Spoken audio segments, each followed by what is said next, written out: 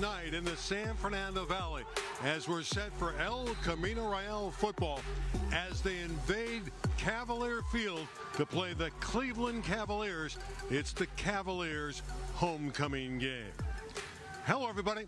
My name is Randy Rosenblum, set to call the play-by-play. It's a huge Friday night in Southern California, and I got to think about it a lot.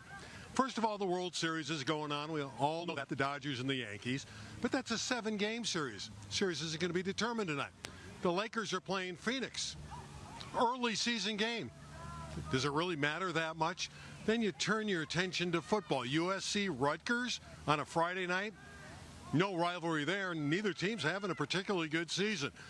High school football. I know St. John Bosco, modern day, 1 against 2, both undefeated.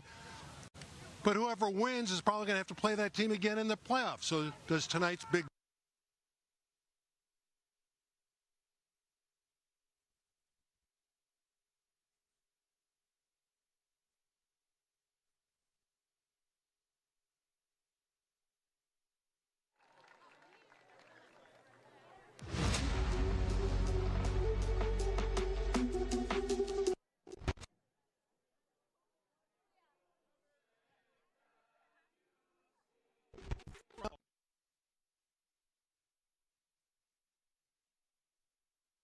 Garfield and Roosevelt. Garfield's been dominating that game for a lot of years and is a heavy favorite here tonight. But in this game that we have at Cavalier Field, Cleveland and El Camino, a lot at stake. Interesting game. Two teams that are hungry and need a victory. We work once again with Darren Preston. Darren, there is a lot at stake, isn't there? Randy, second place is on the line tonight in the West Valley Division. This is the biggest thing going in LA County tonight. It is homecoming here on campus of Cleveland. It is going to be a huge turnout for this game. Winner is going to get that upper hand for second place. You got star power all over the field tonight. JV game, a good one going on behind us right now. It's an exciting night and the right time to be in Reseda here at Cleveland High. Really is a great time in Reseda, and they're excited about their football team. But if this team from Cleveland's going to knock off the Royals, they're going to have to stop quarterback Arturo Acevedo of El Camino Real High School. He's very good, and he's a former Cavalier. Yeah, and somebody that, just like his teammates, someone who is getting better and better every week. More confidence, throwing the ball down the field, making people miss with his feet, keeping his team in these games and giving his team, most importantly, a chance to win at the end. Both teams have a quarterback wearing number 8. We talked about Acevedo. Then there's Dominic Fuentes, a young guy who gets it done for Cleveland. Yeah, and you're going to want to watch this kid. Now, he's completed just over half of his passes this year. He also plays on the other side of the ball, at the usually at the strong safety position. But watch him on the field. Once in a while, when he does make a mistake or a teammate makes a mistake, his ability to not get rattled by that, pick himself up, maybe get sacked, pick himself up, and make a big play the very next play or a couple plays down the road. Very mature kid at his age. Elko's coming off a very big victory over Granada Hills, 7-6. Yeah, and again, you know, a tight defensive battle. A little bit of an upset, beautiful win, best win of the year, and it was an indicator of how much this team has improved on both sides of the ball, putting El Camino Real in position with Cleveland for second place. Cleveland needs to bounce back. They lost to Birmingham in their last outing. Yeah, disappointing game for them. They, you know, Birmingham is obviously the class act in first place in this league, but Cleveland does have 4 quality wins this year. They are ranked 16th in the latest polls. Very good team. They had a very nice early part of the season. They found life a little bit tough with this tough schedule recently, but again, they are excited to be at home tonight as we just have a couple of weeks left in the season. We have a 7:15 kickoff, so it gives us time to check in with the coaches. Earlier, Darren chatted with head coach at El Camino Real, Jason Sabolic. Coach, thanks for joining us. Just kind of a quick recap, if you would, last week. What an impressive win over Granada Hills. Low-scoring game, but pulled out a very important and impressive win. Thanks for having me. You know, I couldn't speak higher volumes of our defense last week. It was such an amazing feat. You never really see a Granada Hills football team run game slow down. I mean, at least for the past 4 years since I've been at El Camino, we haven't even come close to finding a way to stop Granada Hills. Our kids stepped up last Friday night and played a phenomenal game. Offensively, we had a couple of missed-opportune moments with penalties, shooting ourselves in the foot. We had a touchdown called back. We weren't happy where we were offensively, but at the end of the game, we did come away with a W, and I'll take that any way I can get it.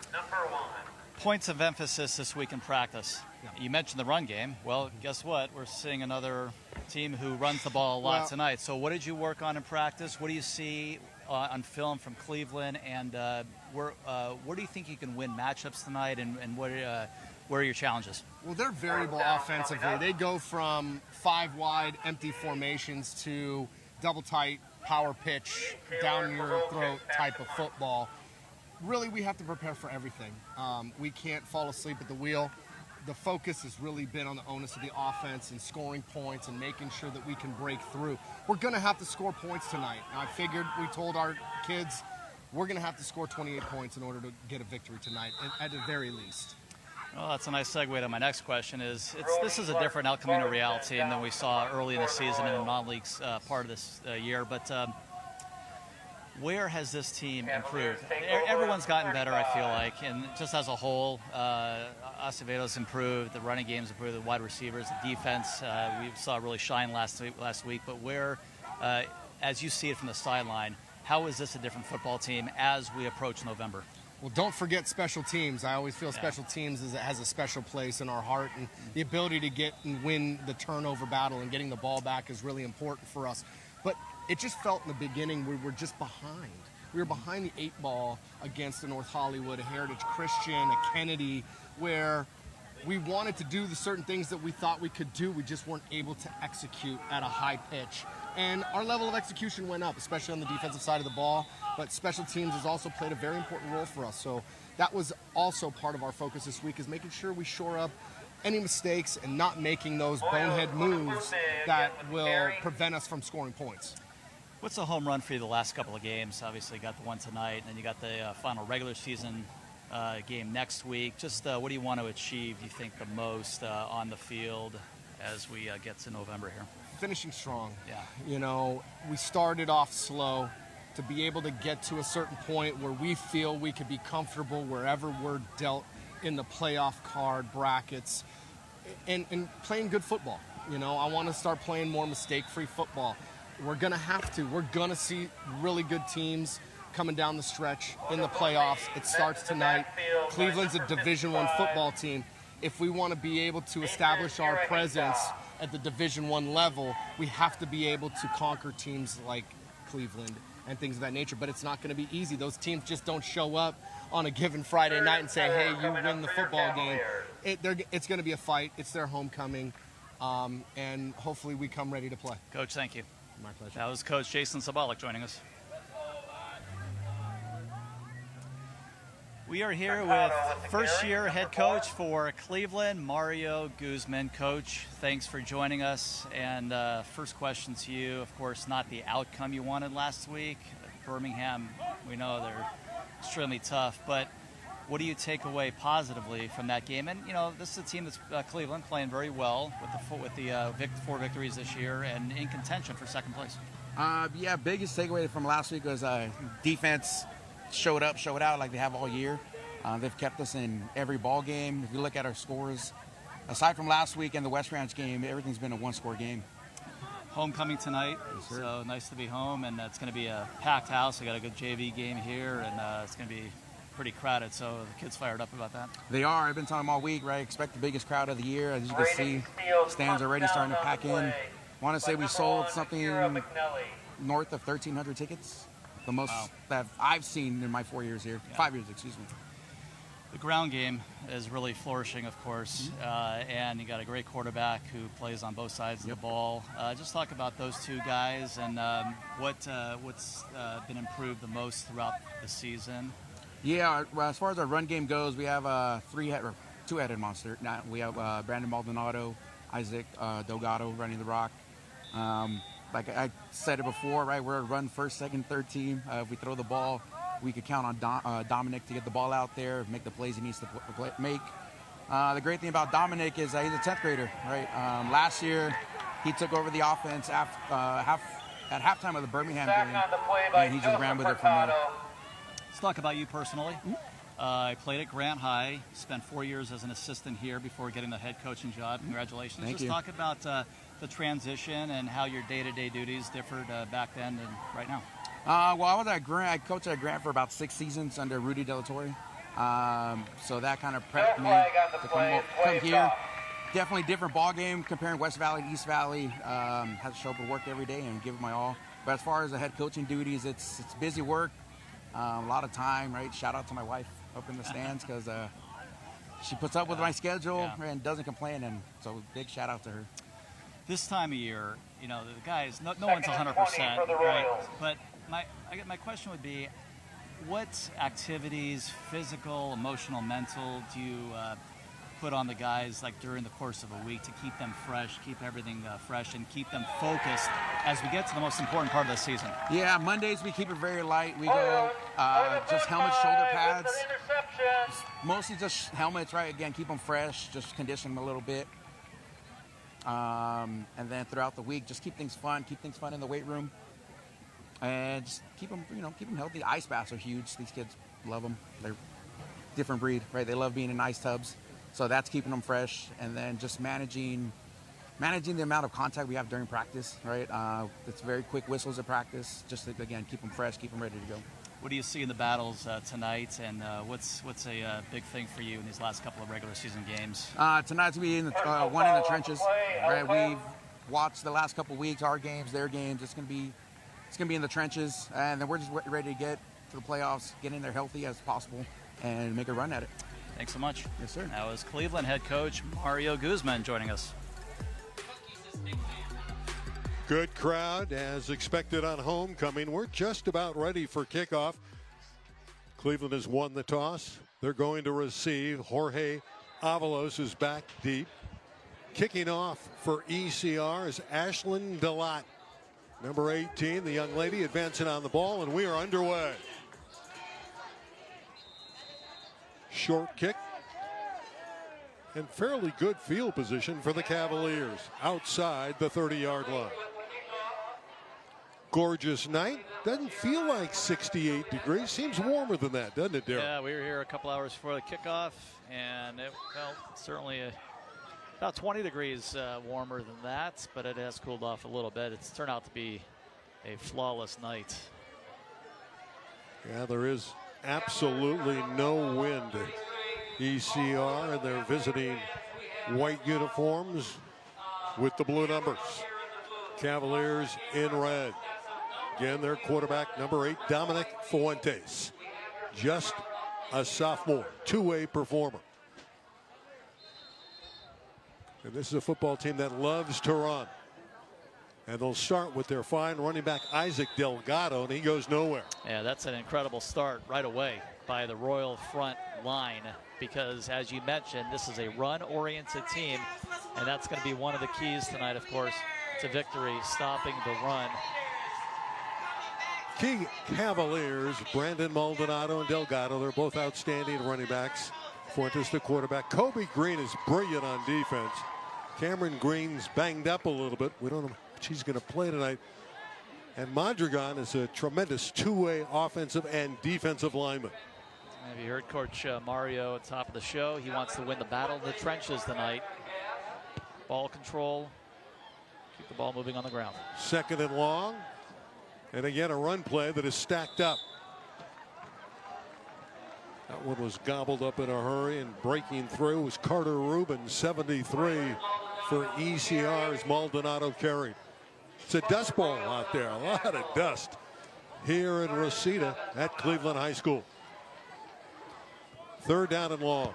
Should be noted that the Cavaliers last week in their loss to Birmingham were without one of their star players, big running back number 23, 21 rather, Cameron Green. Don't see him out there to start, at least tonight.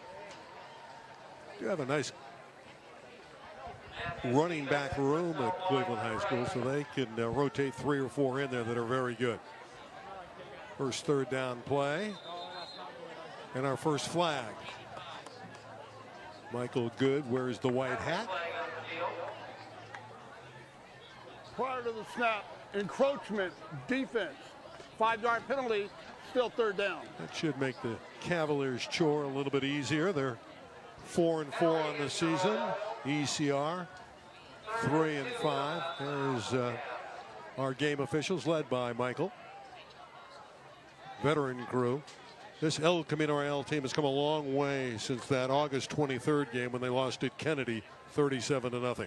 But they'll be severely tested tonight against Cleveland. Yeah, that was a very penalty-riddled team back then, and not a good penalty to take here. It is early, but Fuentes running for a first down. Just put his head down, and he is a grinder. He's a tough young man, only 5'8", as we mentioned. Doesn't pack a lot of weight, but he is durable. yeah, just moves around both sides of the football, and as you mentioned, undersized, but he's quick and strong, gets to the ball on defense, and Salcedo also, when they're at number 6, keep an eye on him, undersized receiver, but very fast.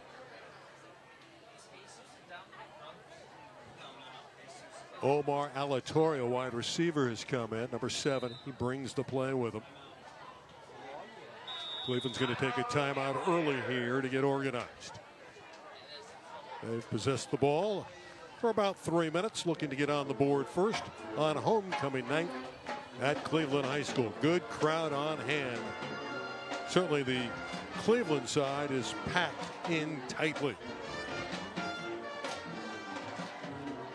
Mentioned that El Camino, and you look at them, started with that 37-0 loss. Then they lost to Heritage Christian 56-0. And then a game we had for you on LA36, 14-0 to North Hollywood. So they didn't score in their first 3 games, and you thought it could be a disastrous campaign, but Jason Zabalek's got it turned around. Yeah, playing better and better with each passing week. Great to see. 2 games left in the regular season, including this one. Going to get Chatsworth next week. And a big win on defense last week. Royals will be favored next week against Chatsworth. Never easy, though, against the Chancellors. First down, Cavaliers after the timeout. They put it back in play. Running the football is Delgado. And that did not fool ECR. He took the direct snap. Piscata with the stop. And well done also by Carter Rubin getting to the ball. Take another look. Making a couple of people miss, but you see Rubin, a little bit of pursuit. I love the route that Piscata took, though, because he made the initial move to force the running back, and then he forced him into Rubin, then he came back and assisted Rubin. That's just terrific work by number 15 in white for ECR. Second down and 9, a pickup of 1 on that carry. And again, this figures to be a pretty quick game because both these teams love to run. Fuentes on the handoff this time, and again, this play stacked up. Nothing there as it was carried by Maldonado. So far, ground game not fooling anybody. As El Camino Real certainly they know the game plan against this team. They saw a run-oriented team last week, but this team is even more so. Going to keep it on the ground. Coach Guzman said, we run first, we run second, and we run third. But they do have a nice receiver in Jeremiah Perez, number 11, who's caught 11 this season and a couple touchdowns. So if they throw the ball, normally it's directed to him. Let's see what Dominic Fuentes and company can do on 3rd and long. Pressure. Forced out. Throws. Nearly intercepted. He was forced out of the cup. And Takia Campbell was the closest to the football, 25 in white. And Elko has the defensive stop. And again, Fuentes under pressure there. Loading the box was El Camino Real. Had 8 men in that box. And the El Camino Real defense shines here in the first series. Campbell, just a junior. This is a young football team that's improving weekly. And they're 3-5. They've moved up to number 24 in the city. Right now they're 16th in Division I if the playoffs would begin. Punt is away. Kagwa fields it back near his goal line. Kagwa able to turn the corner. Still on his feet. Javon Kagwa with a great effort. Flag is out. Oh, that was one heck of a punt. As it turned out, the 45 all the way down to the goal line, as you mentioned, going over the head of Kagwa. Managed to get off a really good return, but as you mentioned, there's a flag. Yeah, Ruben Lopez, the punter. Cleveland has a very strong leg. Again, we'll hear from Michael Good. During the run back, personal foul. Uh-oh. Return team. Personal foul on the play against Camino. Make the field a little bit longer for the Royals. Effort by Kagwa was extremely good. Boy, all the way around. Heck of a punt, and then what a return.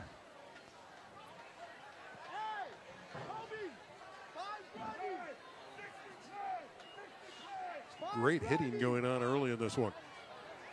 West Valley League action. Battle for second place in the league and a better spot in the postseason.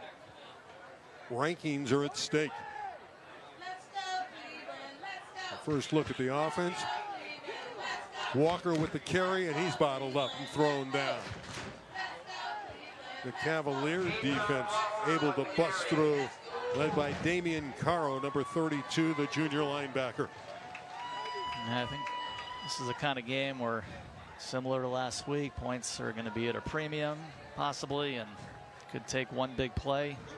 Found it interesting that Jason Zabalik on our pregame show felt that he needed 28 points to win it. Yeah, that was interesting. Two terrific receivers, and Jaden Williams, 16 and 19, Rafael Cortez, or Arturo Acevedo to work with.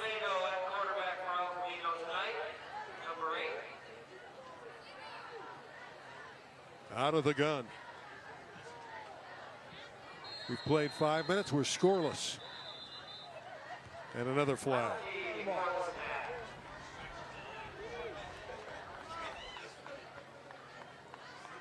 Delay a game. Third penalty against the Royals. Yeah, pre-snap. And we're not even halfway through the first quarter. It's been a fast-moving first quarter, as we kind of expected on the ground, but some early penalties. The Royals fortunate the first one where they jumped off sides, and after a couple of nice stops, that didn't cost them. But these are penalties that can't be happening with 2 games left in the season. Well, it's been an issue for most of the campaign for the Royals. Again, it cost them a couple scores a week ago against Granada, or they would have more handily handled the Highlanders. There's the key players. Walker, the running back. Bogues is a tough guy on defense. Acevedo. We talked about those two receivers, Williams and Cortez. Mason Lewis on defense in recent weeks has done a nice job.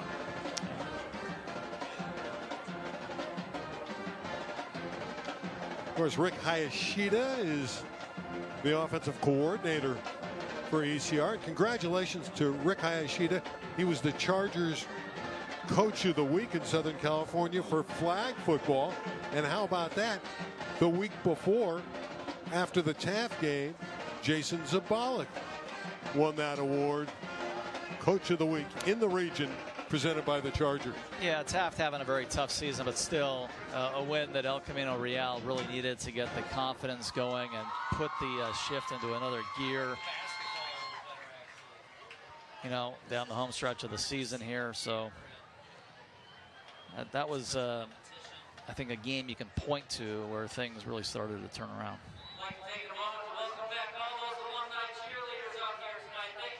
Second down, 21. Acevedo trying to take to the air and does. Picked off. The interception by Perez.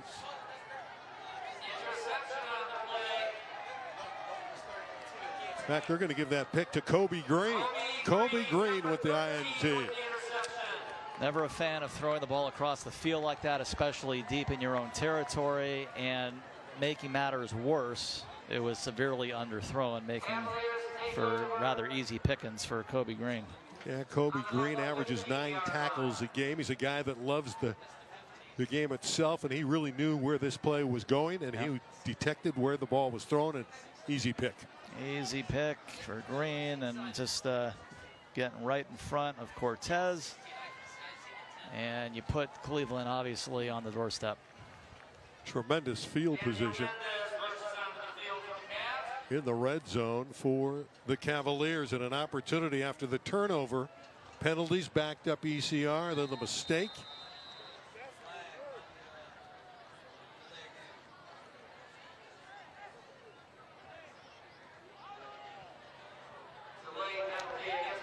Five-yard penalty, still first down. That delay is the first infraction against the Cavaliers. Just mind-boggling. 4 collective pre-snap penalties, not yet halfway through the first quarter. And this is the last weekend in October. A golden opportunity for the Cavaliers, and they pitch it back to Maldonado. And he's spun down by Kagwa. An aggressive hit by Javon. You gotta wonder if and when Cleveland's gonna put the ball in the air at some point. Otherwise, it just gets extremely predictable, and you're in danger, really, of not even putting up any points. Another quick pitch to Maldonado. Bouncing it to the outside. That's a better effort and a positive play for the Cavaliers. Well, again, we go back to what the sentiments were of the head coach. Run first, run second, run third. That's what they love to do. That was a nice bounce out by Maldonado. Again, severely undersized, but a smart running back. It's quick. Maldonado again. Still going, battling. Yeah. Close to the goal line. Stopped at the 1-yard line. Just shy. And of course, they're going to have a couple of opportunities to get in here.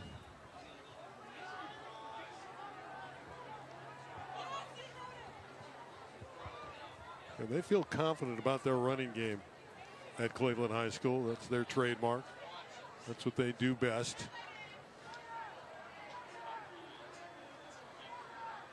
Well, about 1.5 yards away from Pater. Maldonado's the deep back. Fuentes keeping it, trying to get there. He's in. Touchdown, Cleveland High School. Dominic Fuentes. Yeah, of course, going to have a couple opportunities to do that. Didn't have to do much. Just find that wide opening position off that right guard, and not much to do there, but put it in. It goes right off of Daniel Mendez with the block. Anthony Martinez is the PAT guy, senior. Good from 30 and in normally.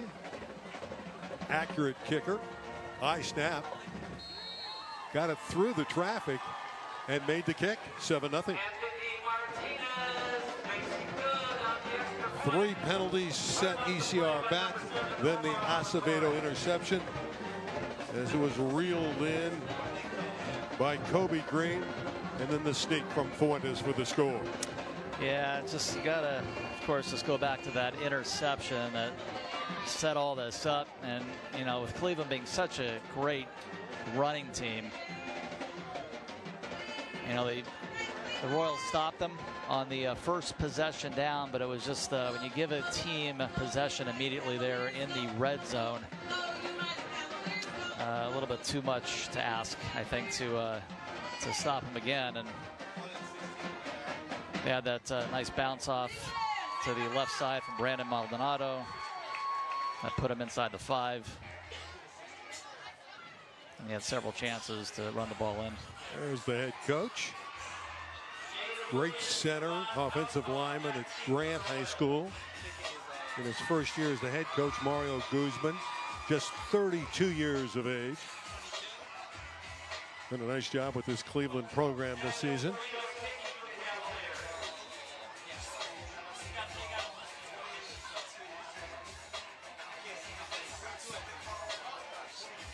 On the ground, takes a convenient hop, and it's returnable.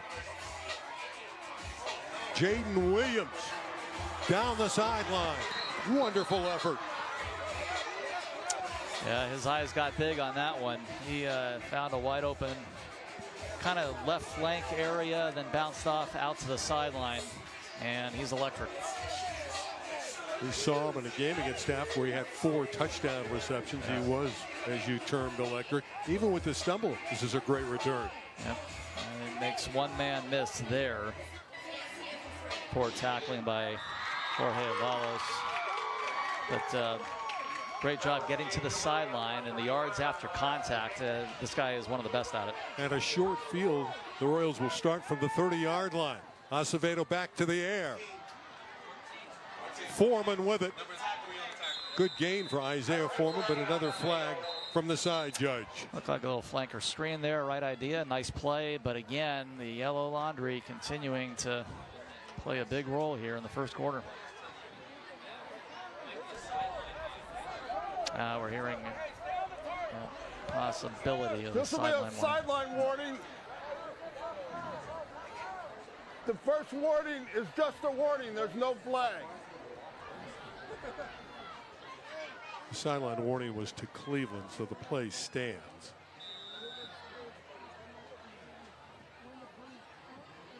Opportunity.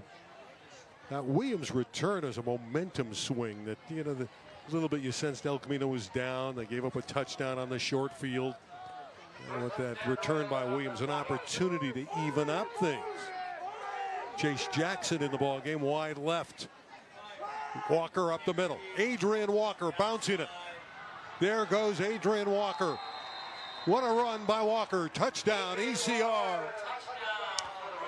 What a beautiful job by the entire ECR offensive line. Making way for a great running back to bounce out to a wide open right side of the field. And a very easy run in there from Adrian Walker. Should be a fun running back battle tonight. Well, Adrian was dinged up much of the early season, but in recent weeks he's healthy and doing his thing. Ashlyn Delott trying to tie it. Yep. Young lady who has a very accurate leg. Good to see her get the starting role tonight. One of the 23 seniors. And she deadlocks the ball game, 7-7. Well, maybe Coach Jason is right. Needing 28 points after all. Well, this first quarter's tied at 7 apiece. The touchdown run from Walker. Let's take a look here. Everybody doing their job. Literally every other person in blue and white doing their job, making way via the block. And Adrian Walker getting out to the right side of the field. Take another look here. Everybody, look at 56 there for El Camino Real. That's Emron Wardak Jr. Big block, and with everybody else as well. So a quick response from ECR after the touchdown from Cleveland. That was important. Started with the kick return, of course. And we didn't see that as you take a look at Delott, but we didn't see that kind of response early on from Elko. They stammered and stuttered offensively. A much better team at that side of the football. Short kick taken by number 11, Jeremiah Perez. That pooch kick is the specialty of Ashlyn Delott. First female player in El Camino Real tackle football history. She's also on the girls flag football team. And that is, again, what she does best, that little pooch kick. And it's working. I mentioned a few weeks ago that I'm not a fan of it, but it is working because there has not been any returns. So you at least keep the opponents inside their own 35. All spotted at the 33.5-yard line for Cleveland High School. We're even at 7 apiece. Just under 4 minutes to play. Opening quarter. Glad you're with us. El Camino Real football on LA36. Short pass to Perez. And he's battling. They're trying to rip that ball free, and Perez won't give it up. Well, the play was very well covered. You had two receivers to the right and the left side. Everybody's in man coverage. It was well covered. The problem was the tackling and lack thereof. So that, created some extra yards. Take another look here. So right here, that's a heck of a job and great pursuit, but he gets loose. And you got more yards, 2 more yards out of that. So ended up making 9 on the play, so it's 2nd down and 1. 3:10 to play, opening quarter. Fuentes quarterback draw. 1st down. And a nice effort by Dominic. Good running quarterback. And a late flag comes out after the fact.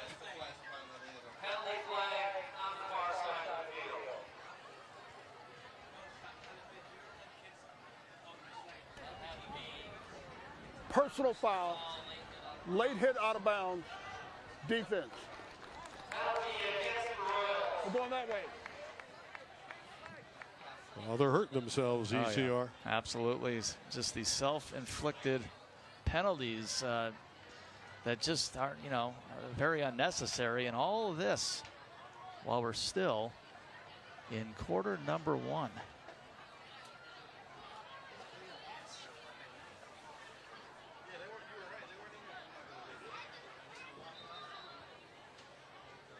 Still got to move the sticks down the field. That cost the Royals 15 big yards.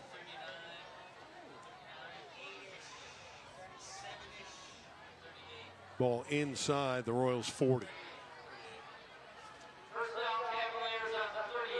Place it down at the 38.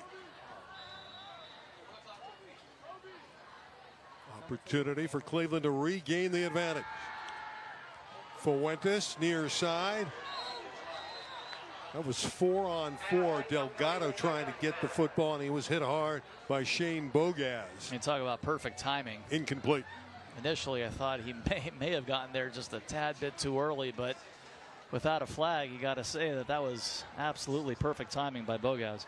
Yeah, Shane is known by Bogey, and he can hit. Number 4 on D. See about a look here. Yeah, boy, that was an absolute perfectly played battle there for Shane Bogaz. Jason Zabala calls him the human missile, and we saw that there on display. 2nd down and 10. A rare pass from the Cavaliers. This play's blown dead. Like a little bit of movement on the offensive side of the ball. No, the movement was caused because El Camino came offside. And that trend continues with their mistakes. That's 5 pre-snap penalties, and then you had the late hit out of bounds. So already 6 penalties.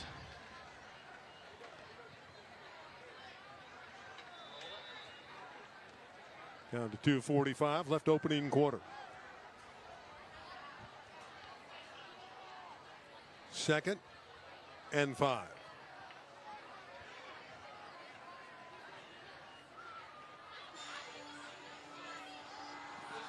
Fuentes right up the middle with a great hole to work through. Cagua finally brings him down with assistance from Lincoln Elbert, but a big game. Great game for the quarterback, Dominic Fuentes. I'm not sure how the Royals missed this right up the middle on defense, but again, a very dangerous running quarterback at times, Dominic Fuentes. He was in pretty good shape to run to the sideline and get the play and come back in. Opportunity for Cleveland, knocking on the door again. 2 minutes to play, opening stanza. at Cavalier Field. Maldonado spins for a few. Well, they are predictable, but they get it done. Yep. And Maldonado has 3 touchdowns this year, averaging 6 yards a carry, better than 300 yards of real estate on the season.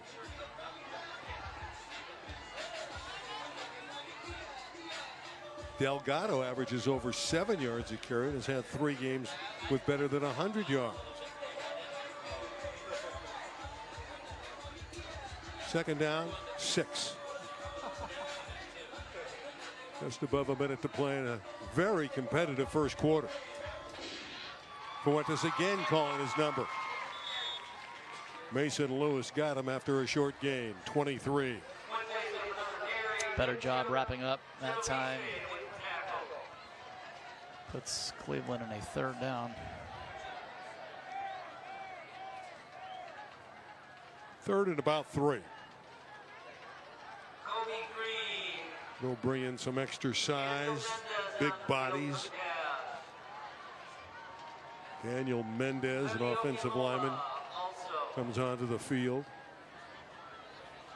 It's a tough offense to really catch up to because they have so many movement guys, so many guys moving around in that backfield, so many alternatives. Maldonado, they have Delgado. Obviously Fuentes the quarterback. Prior to the snap, delay of game, offense. 5-yard penalty, still 3rd down. There's one that hurts Cleveland.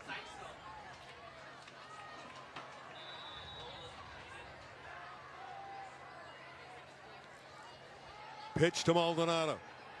Running wide. Trying to get that first down. Well, have a quarter break here to think about what they're going to do on 4th down. They're going to go, but they're going to cook up probably a run or something safe and something of short yardage.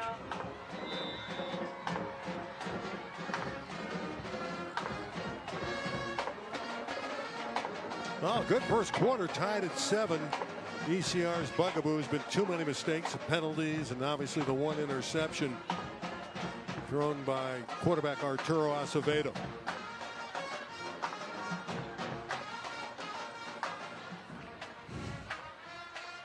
Well, Coach Guzman's got a chance here to get the lead.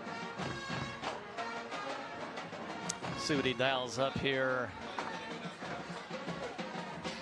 Between quarters, just needs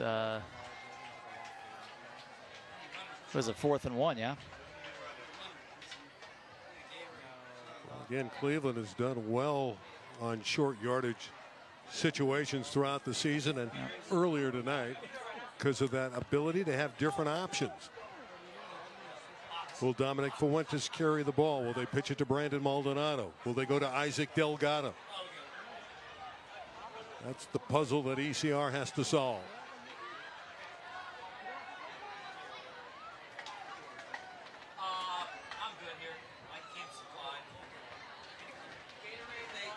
Early on, ECR had a handle on that running game, but Cleveland's built a little bit momentum in recent situations. They got the 4th and very short. And a huge play early on in this game. This one could be a momentum swinger.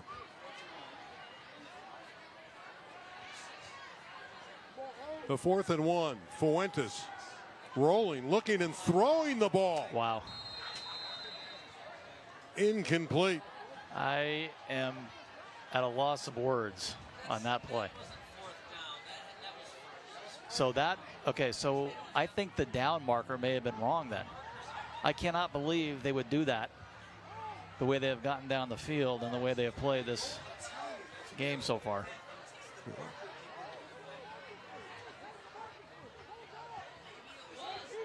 So the ball goes over on downs. There was some confusion there, and they threw on 4th and 1. Yeah, I'm not so sure Cleveland knew what down it was, to be honest with you. I mean, if they thought it was 1st and goal and you want to try that, fine. But from that spot, It's mind-boggling how you wouldn't keep the ball on the ground there, or at least something safer. Walker is shut down, going right into the heart of that front. So you're right. I think Cleveland was totally confused. Again, this field, in all candor, is not marked well.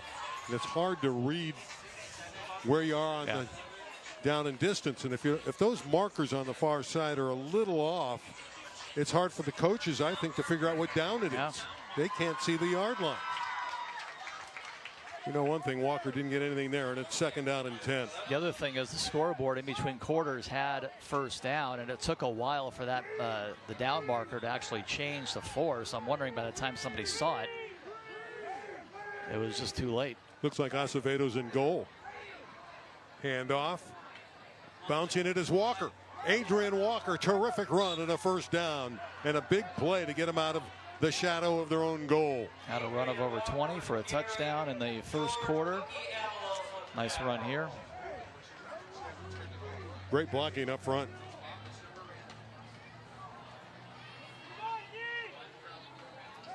Nice downfield blocking as well. That's number 19, Rafael Cortez, having a late block there. Down to 10:45 left in the opening half. We're even at 7 apiece. A turnover cost ECR, and a mistake on offense by Cleveland, not realizing what down it is, turning it over on downs, passing on 4th down. Here's Walker again up the middle. Adrian Walker. Finally shut down by Rios. The sophomore who's so solid up front for Cleveland. Salaluma Rios has a huge body and have to run again, but Adrian Walker was able to get downfield before he got him.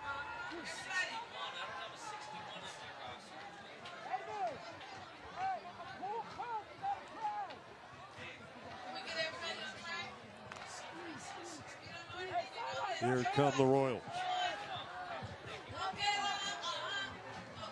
2nd and short. Both stay on the ground. Walker, and they're waiting for him. This is going to be a negative play.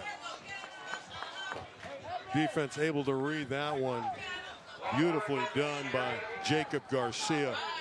Strong side linebacker.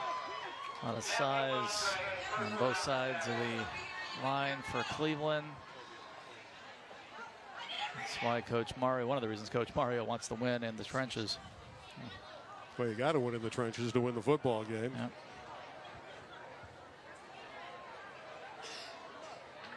3rd down and 5. Big play for El Camino Royale.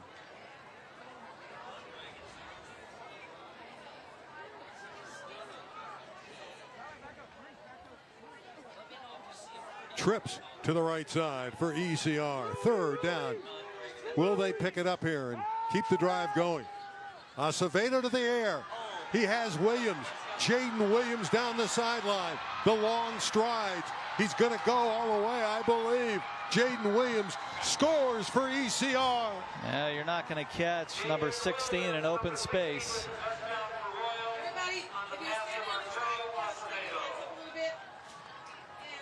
What a run after the catch by Williams. And the Royals lead for the first time tonight. Just incredibly fast and electric. Makes people miss. And second big play tonight. Well, we saw him score 4 times the last time we were on the air against Taft.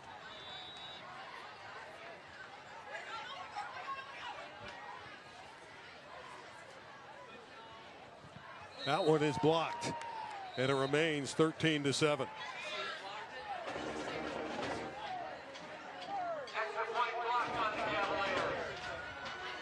You want to get the ball to 16 because of his ability to break away, and he does it right here. Got him in open space and then makes a man miss. You got to wrap up against him. Yep.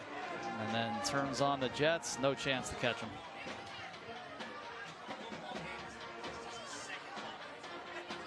Avalos had the angle and still couldn't catch up to him. Avalos is climbing a hill the whole way. And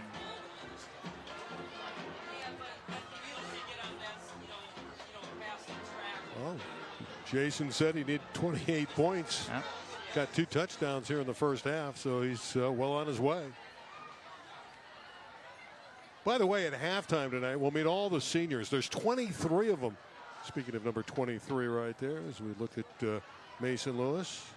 He's one of the seniors you'll meet at halftime. 23 of them. Jason does a nice job interviewing. There's a part of Jason Zabalik that wants to get into broadcast. He enjoys it.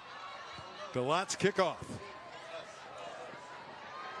Taken by number 11, Perez, and he's drilled. Yeah, so that's why the pooch kick often works for ECR. So you know where the ball's going. You've got great downfield coverage and a great tackle there. So it's kind of one of the MOs, and you don't allow for any sort of run back.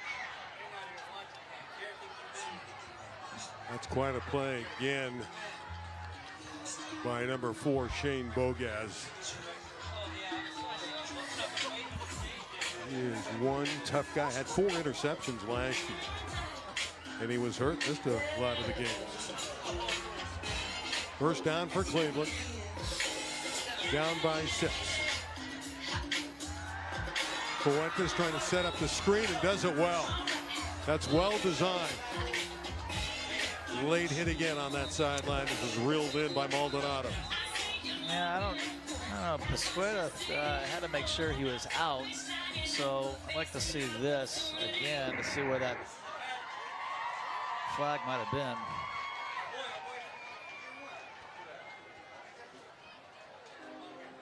Michael Good will give us the call.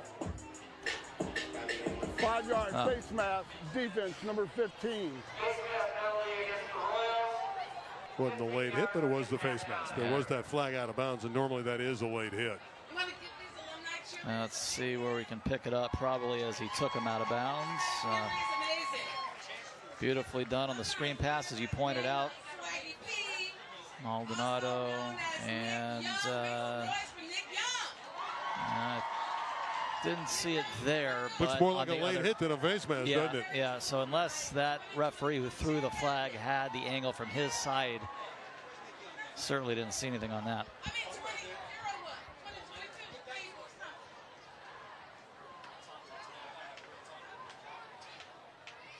Well, the land has an opportunity. That's what they go by here at Cleveland. They call them the land.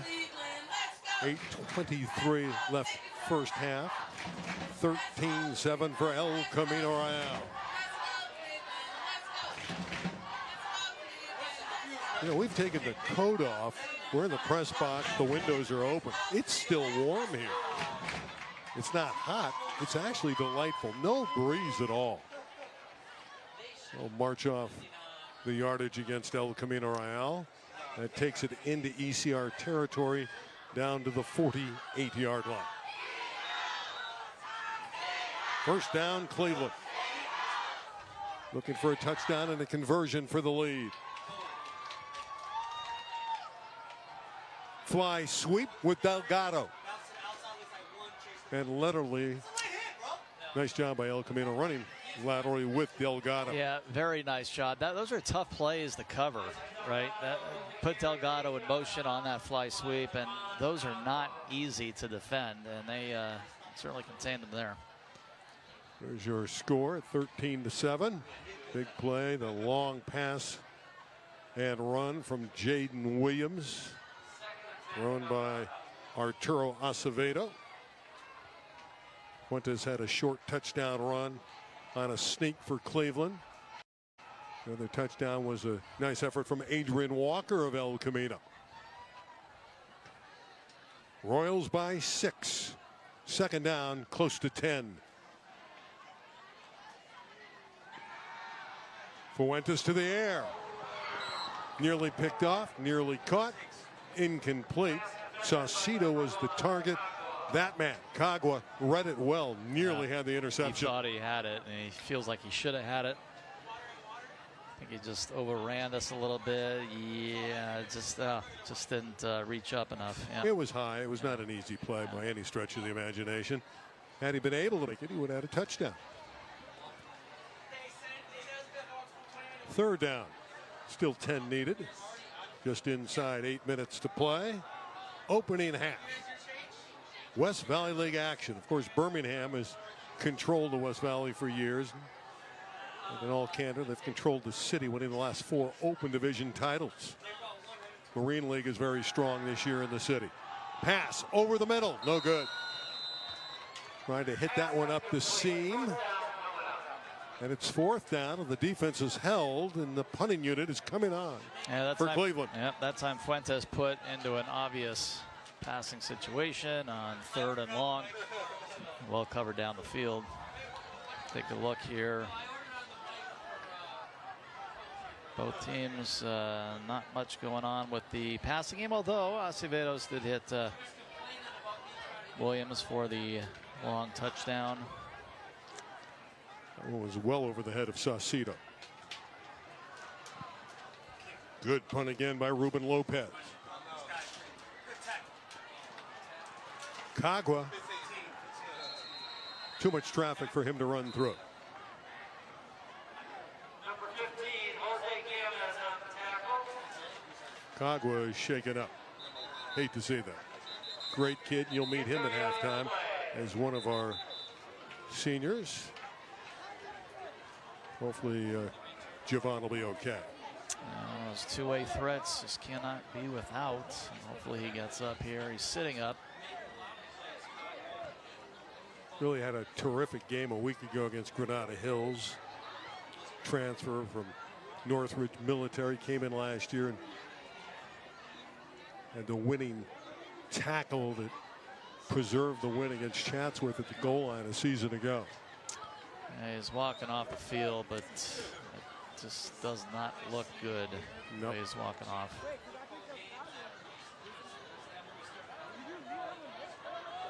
That's a big loss if he can't return. Offense back out there for ECR, up 13-7.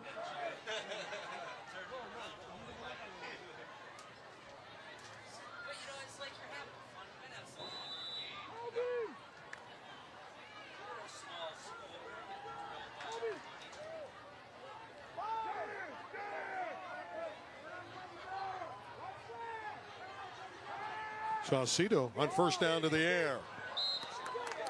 It was nearly intercepted, nearly caught in a late flag in the backfield. Another play that could have been disastrous, just barely avoiding that. Giovanni Silva on the coverage. Foul, roughing the passer, defense. Number 2, 15-yard penalty. First down, yes. Edmund Janoyan, who's one of the leaders on defense, or the quarterback of the defense, averaging 6 tackles a game, a little overzealous on that one. Yep, and a good call. Got him up high. A clear roughing the passer there. Of course, the Royals have won 3 out of the last 4, beating Dimely, Taft, Granada Hills, the one loss against that powerful Birmingham team. Birmingham's got Taft tonight, and with a win, and it should be a win for Birmingham, they will wrap up the league title. Rios is a big man, isn't he? 99. Yep, a lot of size. They didn't list his weight. Just he's 6'1", and the coach said he's got a big body. On first down, middle of the line, good effort on that run. Kept those wheels moving, churning, low to the ground. Adrian Walker. By the way, Randy, Granada Hills plays Chatsworth. That's the other matchup tonight in the West Valley League. That is, to me, almost a toss-up meeting. Granada Hills has had a tough time this year winning close games. They've had 2 one-point losses in this league, including the one last week, of course, the ECR. Yeah, there's great balance in the West Valley League if you take Birmingham out. Yeah. They're just a little bit above everyone else. Saucedo's going to keep it himself. Fakes that late pitch and got drilled. And that tackle came up high and the flag came out. That's going to cost Cleveland some yardage.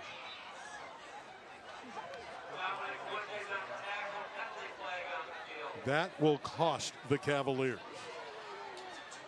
if this flag stands and the officials are conferring.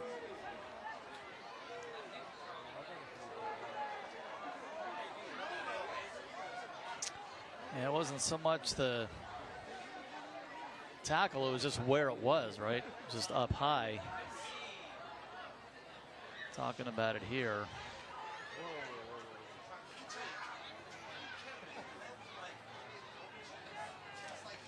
Boy, there was tremendous contact on that one.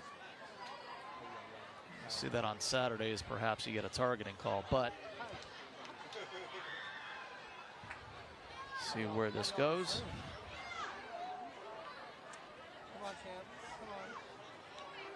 That sideline, very interested on what this is going to be resulted in. They think it's a penalty on Cleveland, but and we have an injury with a player down as well. So that's the reason for the timeout. Let's get the call from Michael Good.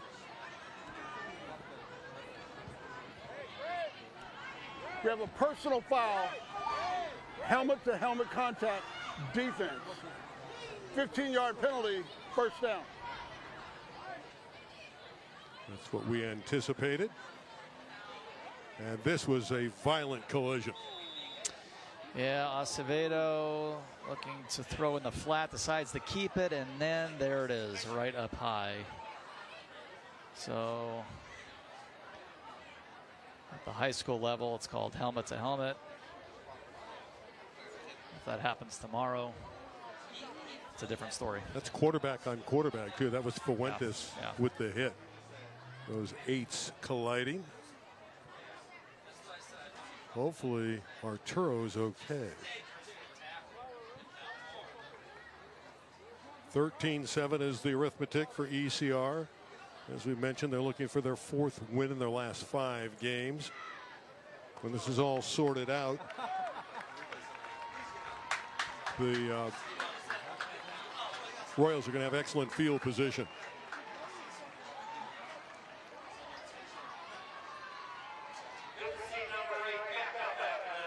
And Arturo is up, and he's okay, apparently, and that's great news.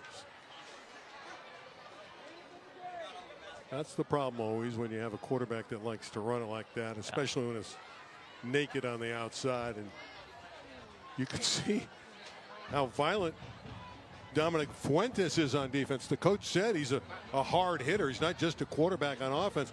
Wow, he came up and really drilled Arturo Acevedo. But the good news is Arturo's okay. See who is out there to quarterback the team. The backup is normally David Molina, number 9, who has started this year.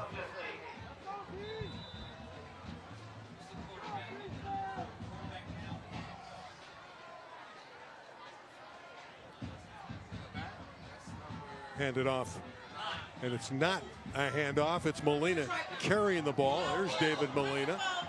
That's it's going to get. That should be a horse collar tackle. And by the way, number 9 taking over the quarterback position on that play. And you see what Molina can do. He can really run. And you're right. Another foul. This one against Cleveland. So they're doing what ECR did in the first quarter with those penalties. Yep. That's the personal foul, horse collar. So that's 15 big ones there. Take another look on the keeper, Molina. See the horse collar coming up right over here. Easy call there. 27, Okiola.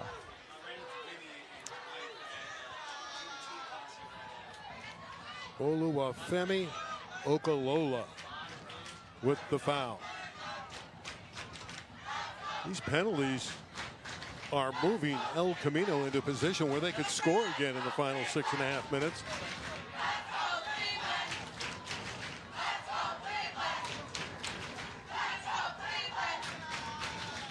And Molina is the quarterback.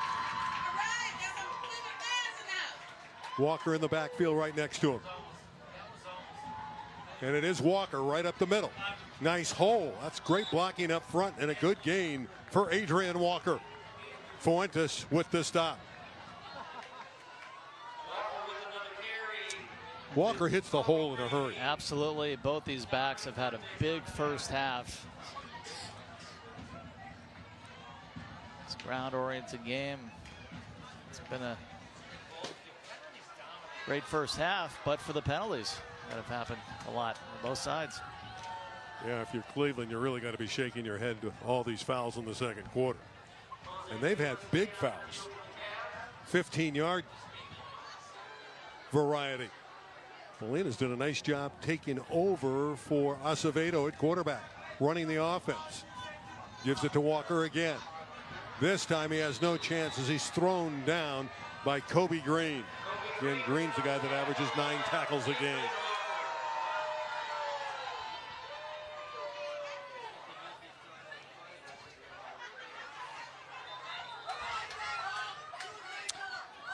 Walker getting the handoff, and again getting in there, as you pointed out, Kobe Green. Big aggressive tackle.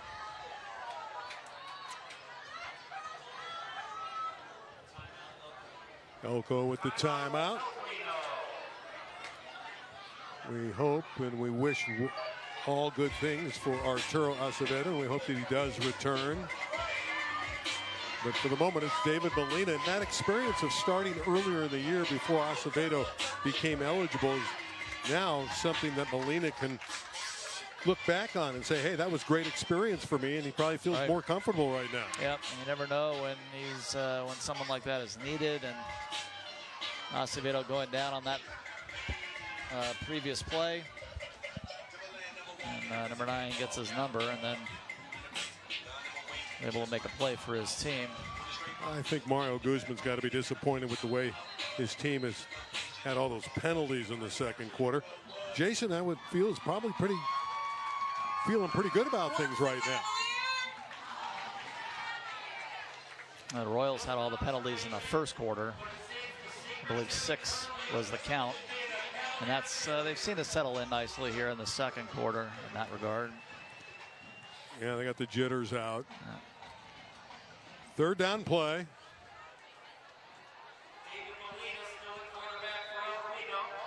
See what Molina and company can do.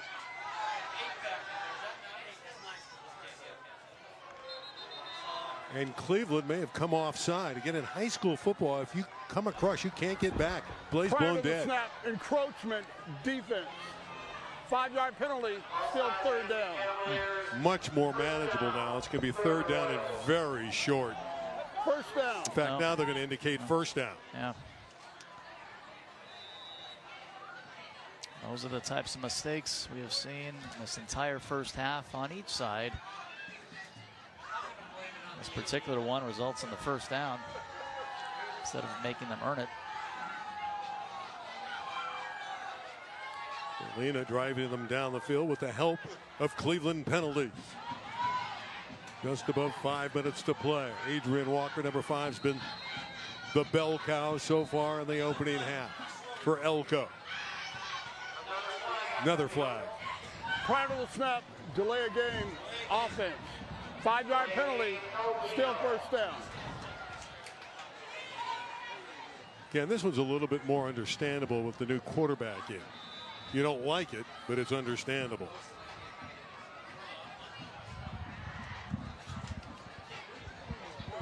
First and 15. Having trouble getting the plays in, too. Look at the Hose Hill substitutions.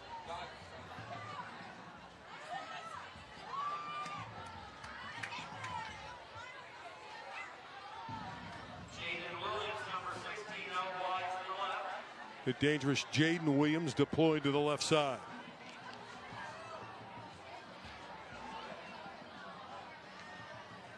Molina to the air, looking for Cortez. He caught it, but he was out of bounds. A near touchdown for Rafa. Another flag behind the play. Personal foul, roughing the passer, 53. Roughing the passer on Jacob Garcia of the Cavaliers.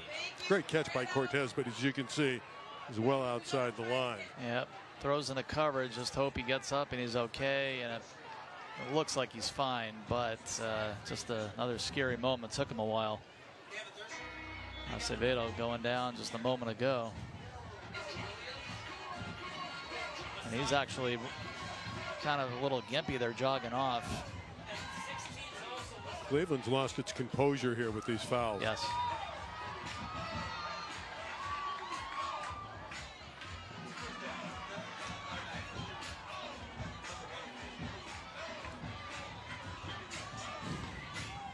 (13-7) ECR. 5 minutes remains, opening half. In a second quarter that is slowed down.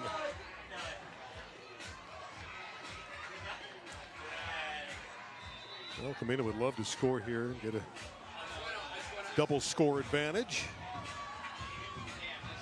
We're going to have a long halftime for you. We're going to meet all the seniors for ECR.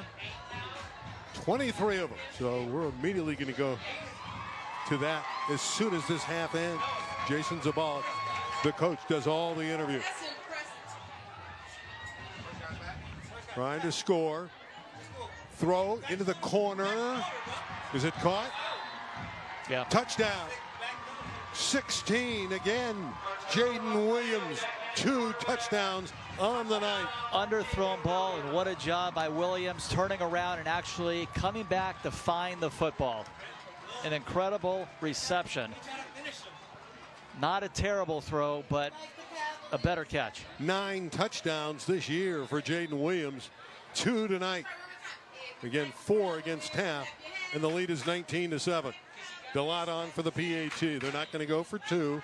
Just try to get that 1, tack it on, and they do. And it's 20-7. Boy, Williams, what a first half he has had. 2 touchdowns, an incredible kick return. Take another look. A good job. Acevedo gets the ball out there. But you see he's got to stop and kind of turn around and find the football before going out of bounds. That's a great catch. Just an unbelievable catch, in my opinion. You're up against the sideline, the back of the end zone, everything. And he puts that right foot down after the presence of mind of coming back and actually locating the football. Other big news on that play is that Acevedo returned to throw it. He came in for Molina. So the number 1 is back in and threw it into the corner, giving his receiver at least a chance. In that dark corner, it was hard to tell if he made the grab. Absolutely, and he did. Give him credit for getting the ball out there. But oh, what a catch in the end zone. It really was. Under 5 minutes to play in the half. 20-7. Another pooch kick. This gives Cleveland really good field position out across their 45, still going into El Camino territory to the 43, and another flag is called. I got carried about 20 yards down the field. And another one is game's a little out of control. Emotions are running high in this huge game in the West Valley. Now we said it right at the top. Second place on the line. Winner of this game likely to finish in second, and been a hard-fought battle. A lot of stuff in the trenches tonight, as you would expect. And right now I start thinking about what Jason said. You brought it up before about the needing at least 28 points to win. He's right on target. It's going to take, it looks like, at least 28 to win this game. Defense for ECR continues to play well. Just allowed the 6 points last week. Just the 1 touchdown so far tonight. On a short field, too, after the interception. Yes. And there were multiple flags on the play, and that's why we have the conversation.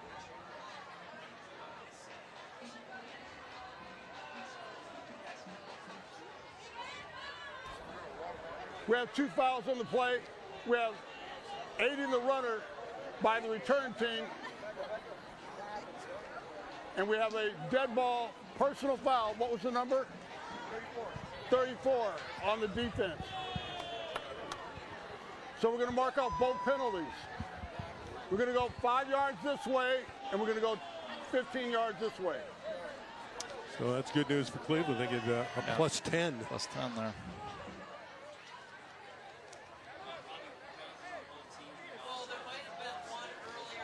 Let's take a look at how far this guy is pushed down the field. And again, you know, everybody's reaching up high. Somebody's got to go down low and make sure the Alatorre gets tackled there.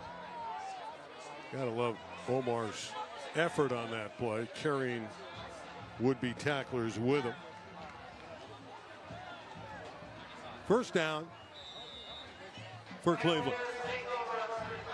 They're at the ECR 35-yard line. Chance to bounce right back into it. We have a timeout taken here by El Camino Real. That'll be their final one.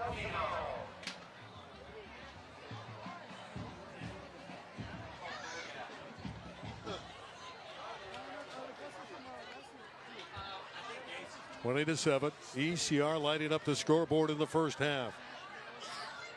2 touchdown catches for number 16, Jaden Williams, and a beautiful run for Adrian Walker for a score. The 1 touchdown for Cleveland was a 1-yard sneak by the quarterback, Dominic Fuentes.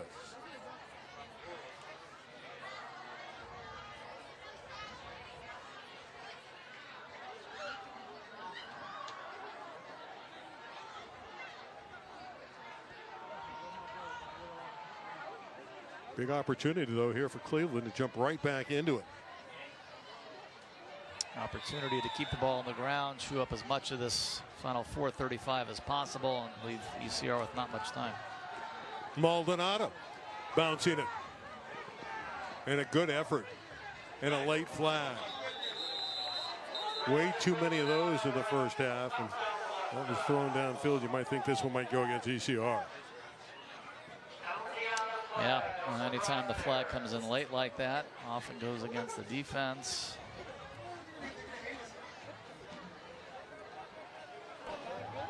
Personal foul, face mask, defense. What number? Number 4. For Shane Bogas. 15-yard penalty, first down. Hey, get that ball.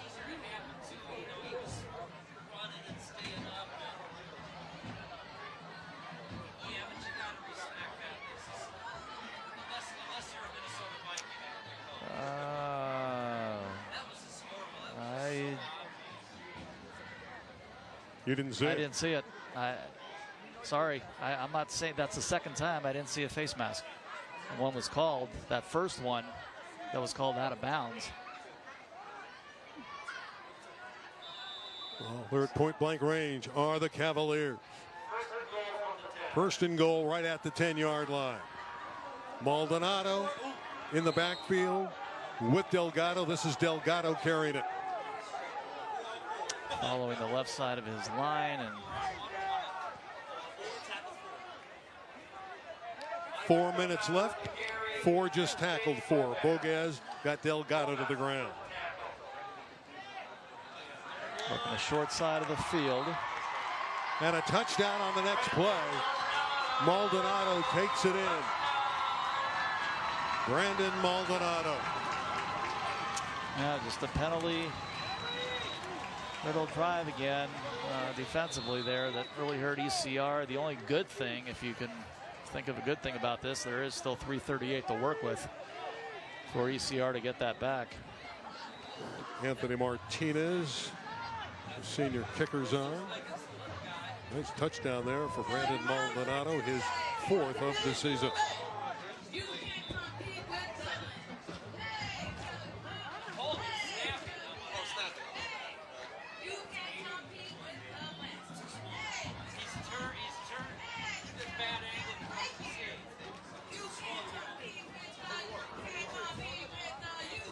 Another holdup in action here.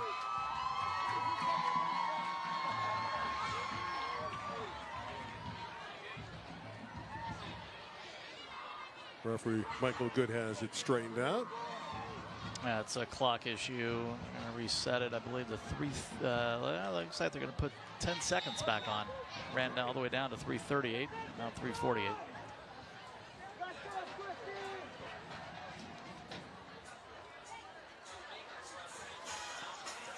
Martinez pushes that one up and through. He's 2 for 2 on the night.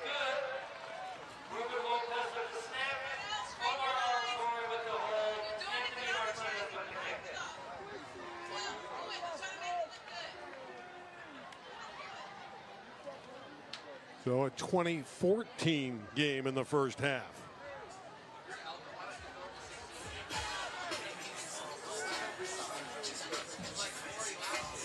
Well, the Land's back in it. That's Rios, who's so big and strong on defense. Looks a little exhausted, doesn't he? Yes. Playing his heart out tonight. It's one of those just gut wrench games, you know, right? Line of scrimmage, and some of these players are two-way players, and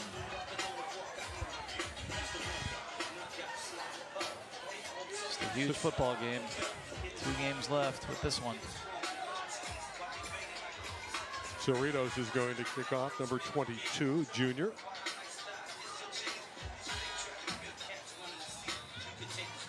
Well, remember, Jaden Williams set up a touchdown with a nice return. Really got the offense going with that return. Foreman did a nice job of catching that. That was a tough one to handle. Yeah. Not a bad move by Coach Mario there, trying that at this stage.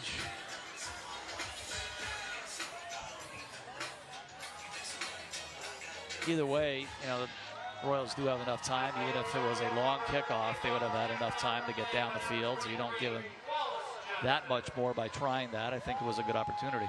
But it does give El Camino the 40-yard line, so Yep. they need 60 yards, and they have 3:44 to do it in. They certainly can navigate that number. They're fully capable.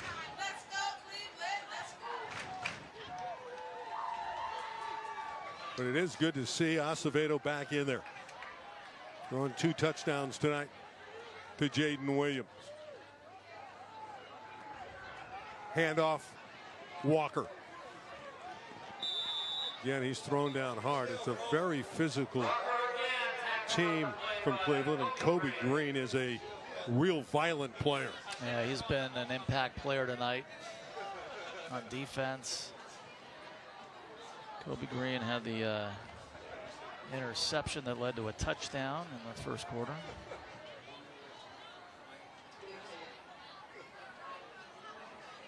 Let's see what ECR will do here.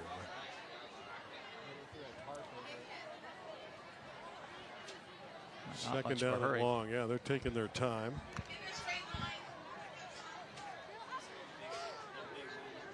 Their passing game is clicked. Let's see if Acevedo goes to the air. He has not hit Rafa Cortez yet. He's going to swing it out, checking it down to Walker. I want to get Adrian out in space and let him do his thing. You kind of feel like the clock isn't maybe too much of a factor for El Camino Real. You can wonder if it's going to, another late flag here, but you got to wonder if it's going to come to a point on this drive where Cleveland is going to want to start burning a timeout or two to try to get the ball back.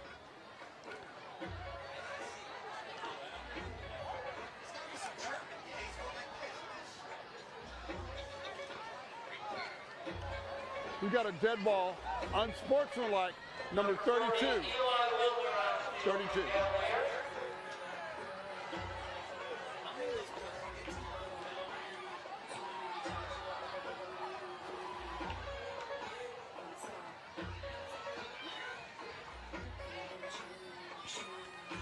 So this penalty is going to hurt Cleveland. Went against Damian Caro. He was chirping on the near sideline, and they hit him with a 15-yard foul, and it gives El Camino Real the first down. So they overcome the down and distance, and the Royals, with 2:44 left, are in business.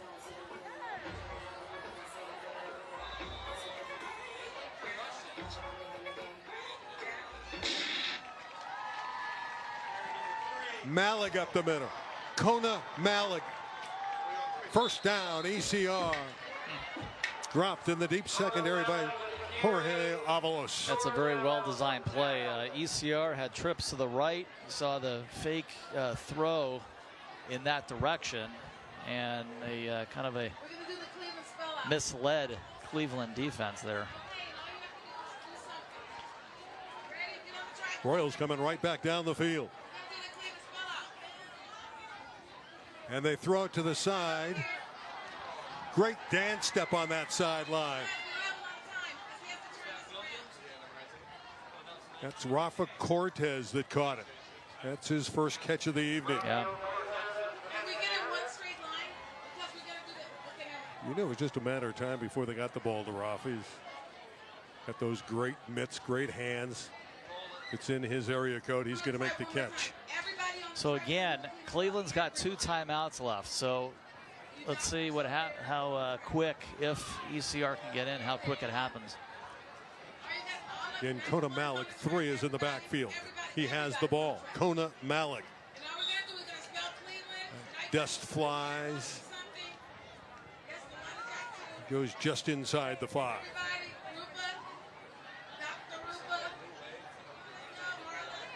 Down to 1:35, and the clock is running here at Cavalier Field. Timeout for the moment. Yep. Another player down.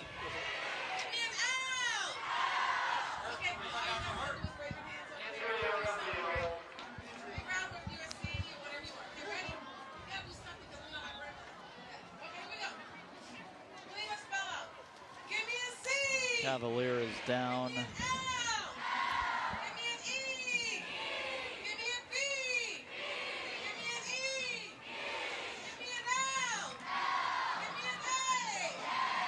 Well, a good opportunity here for ECR. And it's funny how football goes, isn't it? I mean, last week you win a 10-7-6 game. It was scoreless at halftime. And here it looks like you're going to be in a shootout.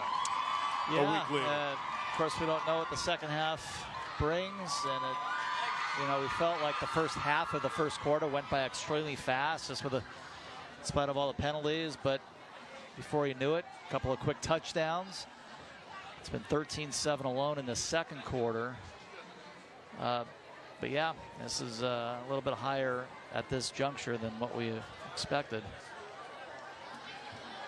And certainly ECR. This score going into halftime, if they can be up by at least 1 score, I think you would certainly take it on the road. Very tough game. Well, I think they'd rather be up by 2 scores, obviously, and especially with this field position. You want to be able to punch it in and take advantage of where you are. Get some type of points here, even if you get just the 3 and with limited time for Cleveland.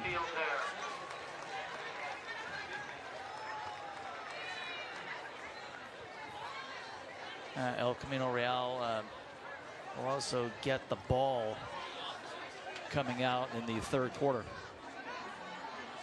So this is a huge part, Randy, of this football game. So you got an opportunity here with 1:36 to go to make it a 2-possession game. Then you're going to get the ball to start the third. So this is a huge opportunity for the Royals to get some breathing room and get the Cavaliers kind of caught in this late first half, early second half time frame with 2 possessions. And it was the big man Rios that was shaken up, so that defensive front loses one of their better players. ECR with the handoff, trying to get it in. Not quite there yet. Playing some smash mouth football.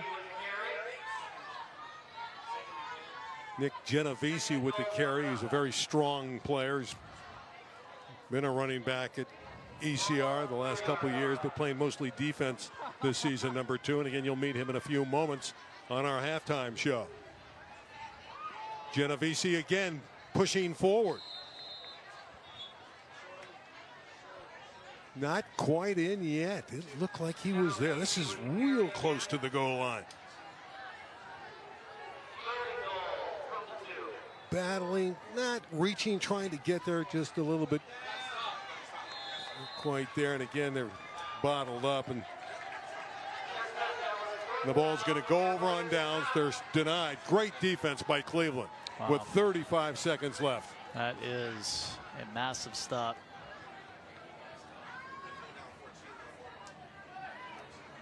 give Cleveland's defensive front a lot of credit for denying ECR.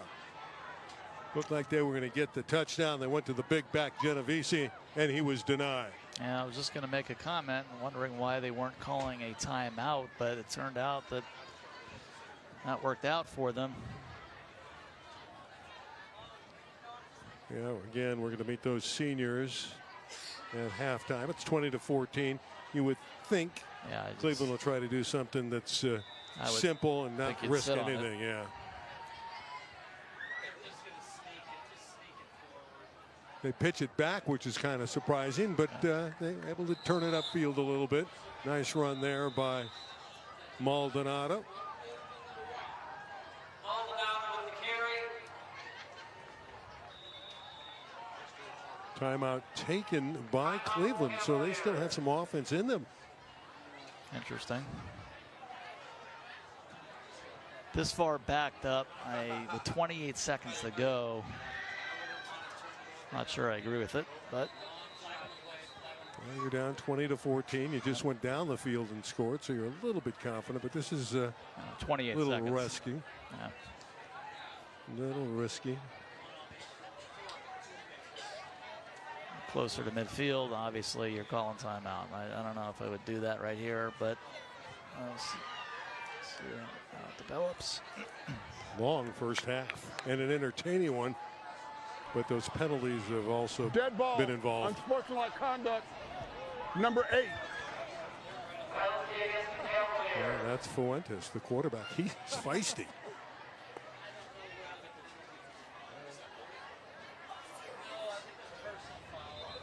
Just 28 seconds left, and again, I'm kind of surprised if they do anything but move forward and just try to kill the clock.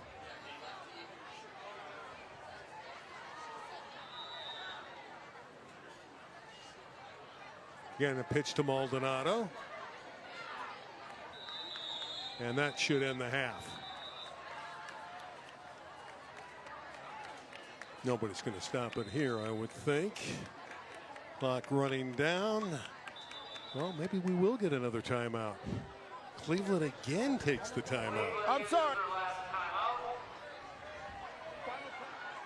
You surprised by that? Yeah, I am really surprised by this.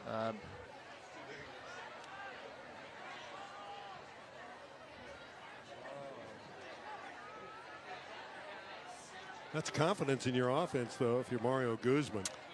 Yeah, I get that. It's just, you got to also play within the context of the game. It's been a mistake-prone first half by both teams. I think you would just want to get into the locker room, regroup halftime, and start thinking about the third quarter. We're talking 11 seconds, and you're backed up in your own part of the field. It's not as if you're around near midfield. See if this is the final play of the half. No, they're going to the air. We're going for it all the way. Incomplete. With 6 seconds left. They want to prolong the agony before they go in the locker room on an aerial intended for Jeremiah Perez. They want to expand homecoming here.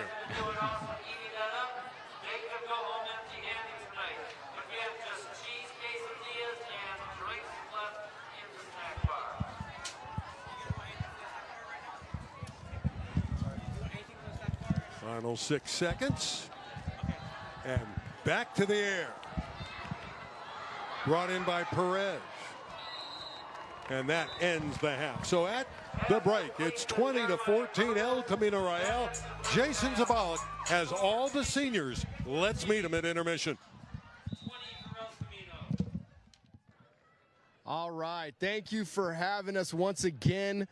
Our annual introduction of our senior class 2024 edition. I am joined right now with number 1 in your hearts and number 1 on the field, Javon Kagwa. Javon, what is it like to have been an El Camino Real football player, coming especially from another high school and joining us last year? I just think it's like a great thing because coming from our old school, it was an 8-man, so it wasn't like a big field and it was like a small amount of players. But coming to this school, they gave me opportunity and I was able to make myself known. Fantastic, and you've been a welcome addition. What has it been like for you in the process? I mean, it took a lot of courage, but luckily with the great coaching that I have, I was able to perform at my very best every single game that I got. Fantastic. Well, thanks for having you, and we really appreciate all your hard work and efforts. Thank you, bud. Number 2, Nick Genovese, a dual sport athlete. Tell us what it's been like on the other side of the baseball field at El Camino, being a football player. So, being a football player, I really love this team, especially coming from another school playing 2 sports. And this school just came in with open hearts, open arms. They really loved me being here, and I love that. And I love the work ethic that we have here because it's a lot better. I'm not going to say anything about my old school, but it's better. I like it. And not just playing 2 sports, but playing on multiple sides of the ball. Give us a quick second about how that has been for you playing both offense and defense. Yeah, so I started out as a running back, and I was doing good, but I got injured last year. I was out for the season. But this year it's been great, and I switched to Mike linebacker. Very surprising, but I'm doing, I would say, pretty good at Mike, and that's been my favorite position so far. Well, we've loved having you on the football field. Appreciate all your hard work and effort. Thanks, Nick. Thank you. All right. Now I'm joined by number 3, Kona Malig, also at one point a dual sport athlete. Tell us what it's been like to be one of the captains of the football program the past couple of years. You know, there's a lot of leadership roles that you have to step into and take charge in being a captain, and you have to lead by example and like set the bar high, and then you can never go lower. And Kona leads on and off the field, in the weight room, on the field, laying vicious hits.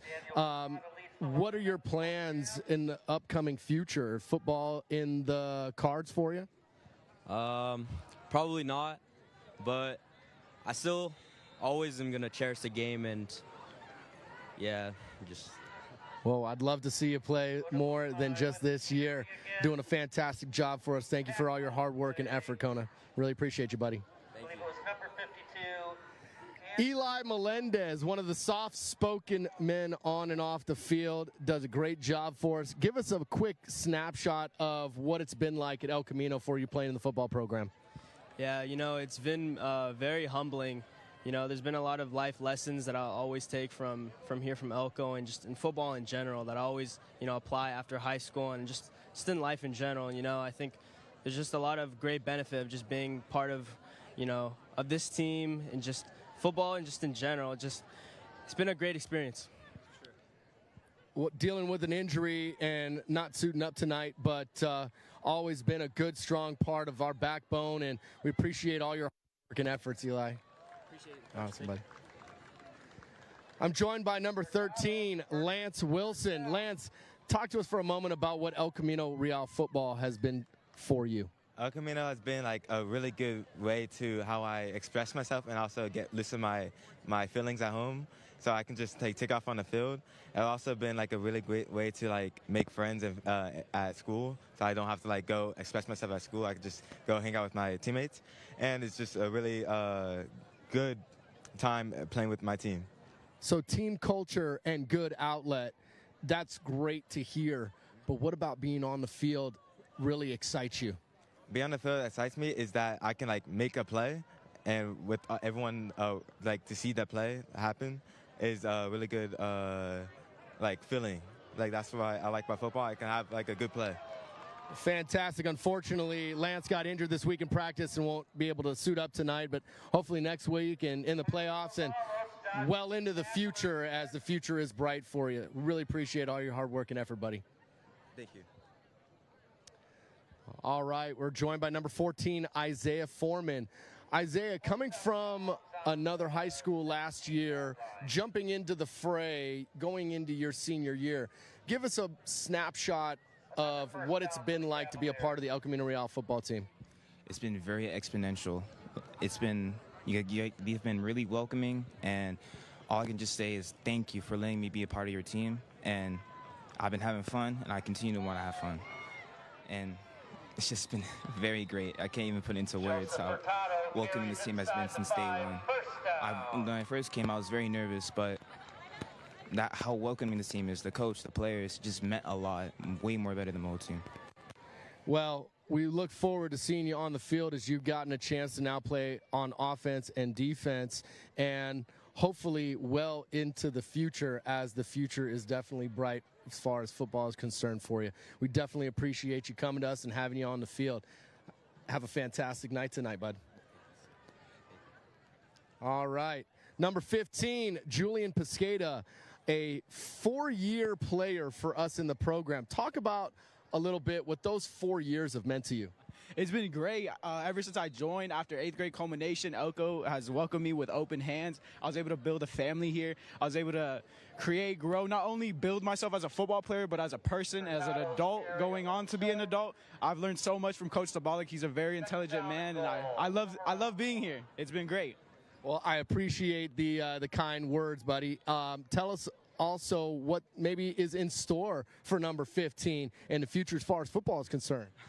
We'll see where life takes me. You know, I had really fun here. I've built a lot of trust in everyone. I've built a lot of family, friendships, and we'll just see where the road takes us.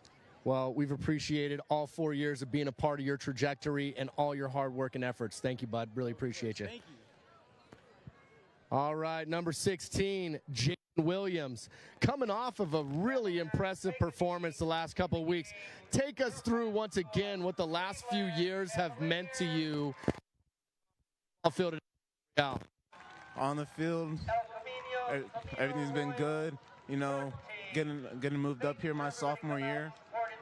You know, competing for my spot is like. Really, I don't know how words right now. I'm sorry. No, that's okay.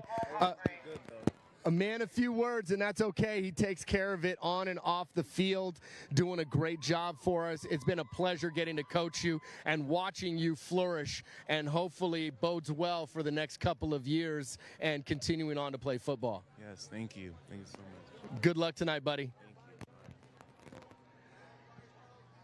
Shafi Naeem, number 17, joins me right now. Shaf, once again, the last few years, you have been a part of the program. Give us a snapshot of how that's meant to you, what it's been like for you. Well, it shaped me as a man, Coach. I've been through a lot of hardships these past 4 years, and you said it really well these past 2 weeks during film. You said you were trying to coach wisdom into people, and you did just that into me. I learned how to be resilient, hardworking, and just overall just see things through and just make myself better and just tough. So, yes, thank you, Coach. Well, it's my pleasure. Thank you for the kind words, and maybe a job in politics being very well spoken and a fantastic answer. But we thank you for all of your hard work and efforts and wish you the best of luck tonight and in the next couple of weeks. Thank you. Thank you, buddy. All right, here she comes, Ashlyn DeLate. Tell us what it's been like, not just playing football, but flag football simultaneously, and what this year has meant for you. Honestly, it's been one of the best years, especially of my high school career, but also of my life. Like, being on both sports, especially at the same time, has given me a lot of new opportunities, meeting so many new people, and I wouldn't have the friends I had without it. Fantastic. Well, you've been such a welcome addition to the program, being from a lineage, family history of your brother playing for us in the program, and now you getting to be a part of it.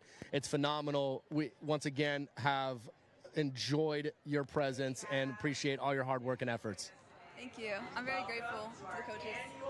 Thank you. Thank you. Good luck tonight.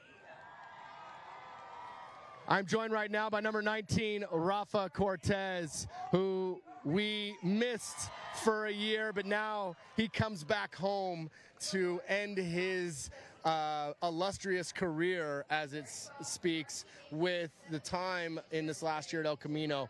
What has it meant to you? What has it been like for you? It's been amazing. Like, from my freshman year to right now, like, Elko's been family for me, and even when I left, like, you guys have been like, you guys wished me good luck, and then when I came back here, you guys opened me up with open arms, and we've just been putting in the work the whole summer, the whole spring, and right now. There really hasn't been a young man that has exemplified hard work and effort and resilience more so than Rafa has. And we appreciate all your hard work and efforts, buddy, and wish you the best of luck, not just in the upcoming weeks, but hopefully in the future for the next 4 years playing football at a high level. We really appreciate you, buddy. Good luck tonight. Thank you, Coach. Number 22, Syed Tamim. Syed, one of the strongest individuals in the program, believe it or not. Size is not an issue for Syed. Tell us what it's been like in all of your hard work and efforts in this football program. Man, there's so much stuff that comes from this program, especially. I can't even start where I started before this program. I was way shorter, way bigger, and I could not even lift up a pencil if I wanted to. But after this program, it really taught me a lot. It made me stronger mentally and physically, and it really just boosted everything overall. Well, not only that, but off the field, you carry pretty close to a 4.0 grade point average and are a leader in the program. Talk to us about that. I mean, it's very difficult to juggle school and football at the same time. It's really taught me a lot, too, to how to manage my time very wisely. So I think the program really helped me understand how to manage my time more wisely. Fantastic, and we're being visited by the LA Fire Department at the moment during the halftime festivities in between games for homecoming. But we really appreciate all your hard work and efforts and leaderships over the last couple years, buddy. Good luck to you the rest of the way. Thank you, thank you, thank you. All right, Mason Lewis, another one of the two tandem strongest guys on the team, maybe not size-wise, but strength-wise, and just battled every step of the way. Tell us a little bit for the last 4 years. The last 4 years have been kind of tough, not having a field, but we still did our best with what we had, and we made things work out. Fantastic, and once again, also off the field, promotes a phenomenal grade point average and getting the job done on both sides. We really appreciate all your hard work and efforts over the years, buddy. Good luck tonight and the rest of the way. Thank you. Awesome. All right. Angel Contreras, number 27. Talk to us about the struggle of making it into the program and then once again making it on the team, coming from a school like Cleveland to El Camino. What has it been like for you in the football program? It's been amazing. It was really hard, you know. I had to push myself when it was really hard, and I'm forever grateful for this, you know. I'll forever rep Elko forever. It's taught me a lot, push myself, be more than average, and most of all, I built a brotherhood. And that's really the most important thing is we really want to kind of hit home is being a part of that family and earning that trust of your comrades and your teammates. Buddy, good luck to the way. Coach. You're welcome. All right, number 31, Max Ferrulli rejoins us once again, like Rafa Cortez, coming back home to El Camino. What has it been like starting at El Camino, leaving, coming back, and what is it differentiated between what you've seen and what we have as a family and a program? This program's definitely more loving, more caring. The guys here appreciate each other just for being each other. The coaches here are way nicer, and it's a lot warmer, so I love football out here. I love coming back. I love being here. It's a special place. We have special players and special coaches. I really love it out here. Well, that's awesome, buddy, and we're so happy to have you back and enjoying you being around the football program, on and off the field. Just a great presence, great effort, nonstop motor. So wish you the best of luck the rest of the way and this evening. Thank you, Coach. Well, you're welcome. Number 32, Noah Gonzalez. Talk to us a little bit about your 4-year trajectory and being in the program and playing a role now on defense. What has that meant to you? It means a lot, you know, coming up from freshman year to now, taught me how to be a better man, taught me how to be more accountable, and just the brotherhood that we have here, especially with the bond that we had. Being on the road my first 3 years, it's just been amazing. Fantastic, and doing it on and off the field and putting in that effort, coming back from an injury. Talk about that real quick. Yeah, it took a lot of preparation, a lot of recovery in order for me to get to where I am now, and I'm just grateful that I have God with me. Well, best of luck to you tonight and the rest of the way, Noah. Thanks for all your hard work and effort, bud. Thank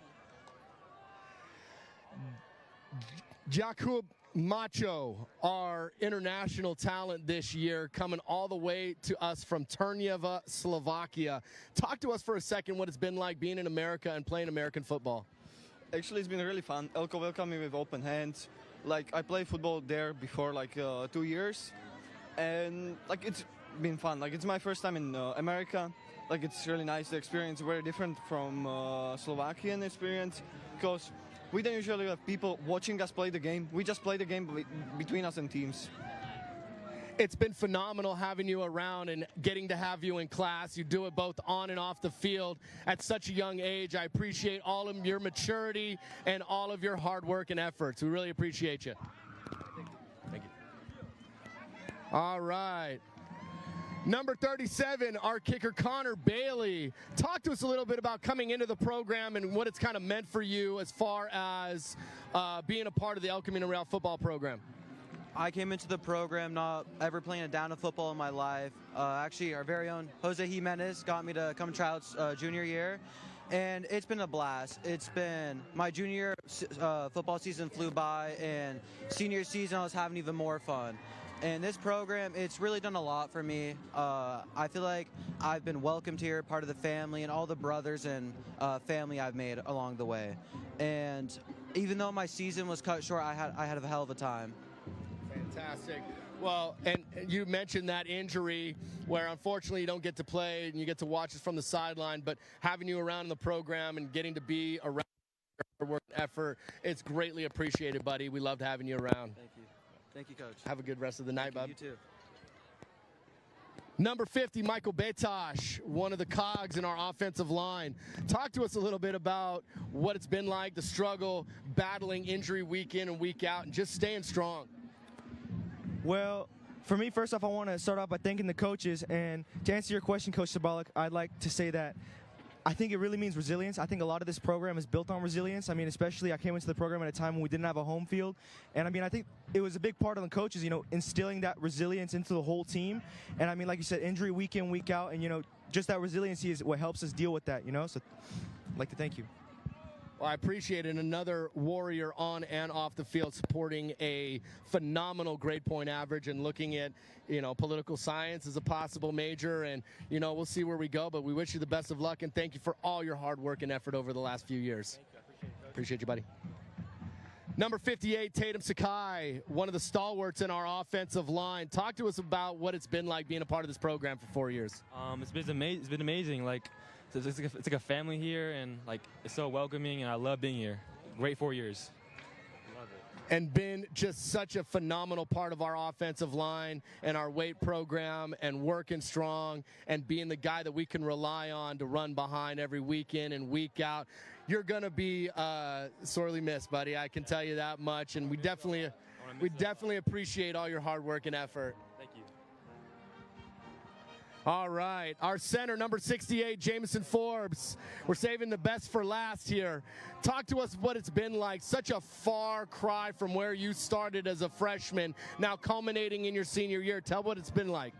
It's been great. I mean, we've been pressed a lot of challenges together. I mean, through all the consequences and games we've lost, we've all stuck together, and it's more of a family now than just a team.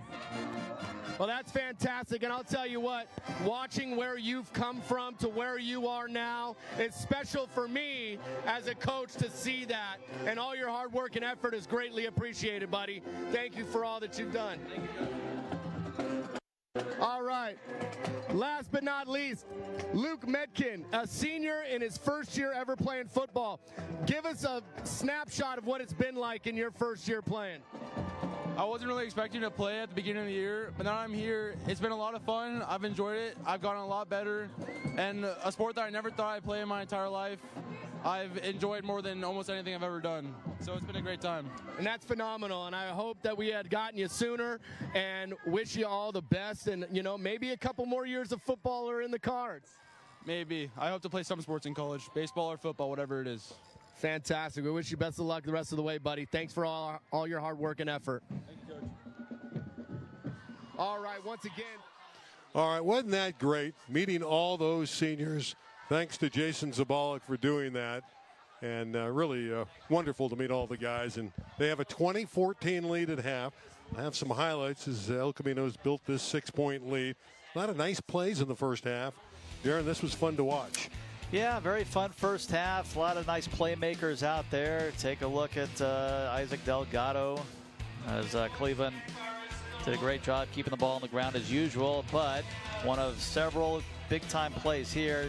Javon Kagwa making a nice return, but it was flagged. And then, of course, Acevedo got banged up on one play. This was the worst thing that happened. Underthrown ball that led to 6 Cleveland points eventually after the interception. The Royals bouncing back nicely, doing it with the ground game here. This is a beautiful touchdown run by Adrian Walker.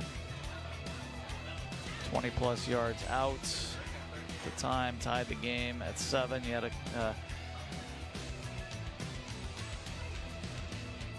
Isaac Delgado in on that play as well, and then Walker up the middle with some big yards. And here is one of several big plays by number 16 in the first half, Jaden Williams. Yeah, that was the most electrifying play of the half. And he had many. That was one of them, going to the house, putting ECR on top at the time, 13-7.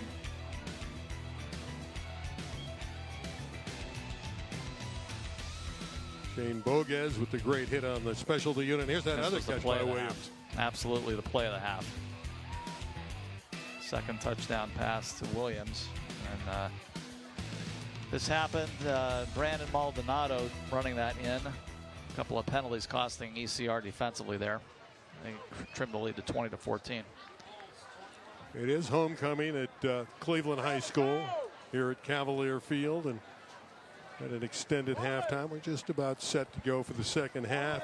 Mario Guzman talking to his team, and I would imagine he's saying, guys, we got flagged so many times in that first 24 minutes. You got to play aggressively, but play under control. Absolutely, and that was a problem for El Camino Real in the first quarter, and then it translated to the other side of the field in the second quarter. Other than that, entertaining game. Figured it would be a close game. Tough battle. Second place on the line. An emotional game. It is a remarkable improvement by ECR from what we saw in those first games early on, when they only scored 7 points in their first 4 games, shut out in their first 3 games. And this is a different team. You saw the 20 in the first half. They have playmaking ability. Yeah, and we know, I mean, they have several playmakers for sure offensively, and they did a heck of a job staying the course just to keep it going. You don't quit, just keep playing and playing, and it all came together. Mario is normally a pretty easy-going guy. You could see he ripped into his team. He was just not happy with those fouls. For good reason. A lot of it very unnecessary. I mean, it's not like we're seeing holding calls or pass interference where they're just quick football fixes, right? We're seeing discipline fouls. You're seeing pre-snap penalties. You're seeing late hit out of bounds. You're seeing face mask. All that stuff should not be happening after the first couple of weeks of the season. Cerritos will kick off for Cleveland High School, and El Camino will receive the second half kickoff. The dangerous Jaden Williams licking his chops for a return, as is Lincoln Elbert and others. Mason Lewis is back there, 23 as well. Dropping back with them is Chase Jackson. So all 4 of those guys in a position where they could return this second half kickoff. Let's see what the second half brings at Cleveland High School.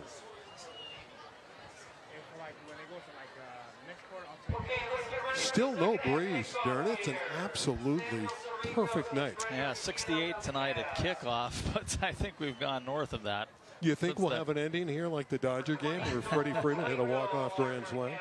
First one ever in World Series history. Dodgers beat the Yankees in game 1, 6-3.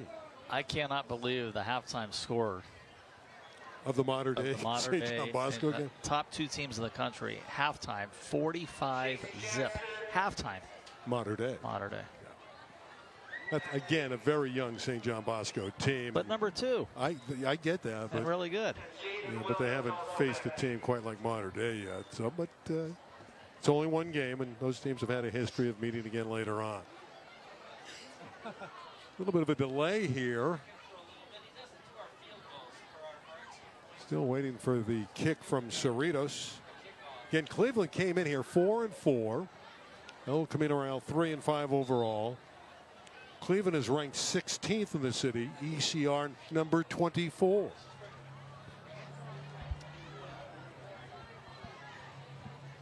Randy Rosenblum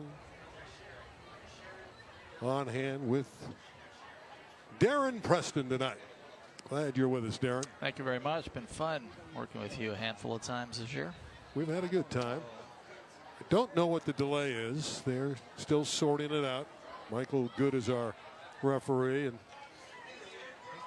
they're having a conversation. Again, there was a lot of people on the field at halftime, and I don't know what this delay is. Now there's an issue with the on the ground. Yeah, it looks like they are looking at the spot at the 10-yard line, and they're putting some extra dirt down, right? That's what we're seeing. Fix that field. By the way, in the next year or two, they're going to get a brand new field here. And that's already been ordered, but it might take another year or two. Things don't happen quickly in the LAUSD. But this old field, this dust bowl that we're seeing tonight is going to go away. So now that the field is chalked and fixed, we should be ready to go. Looks like that was a quick fix, and very fortunate to have a quick fix like that, because I've seen those types of issues as a broadcaster before that would take a very long time. They had a lot of floats and stuff on the field, so they probably put a little dent in the field. This one is kicked deep to Jaden Williams. Let's see what he can do here. Jaden Williams again, high stepping as he goes. He's tough to tackle, Wow. isn't he? Wow, just an electric player.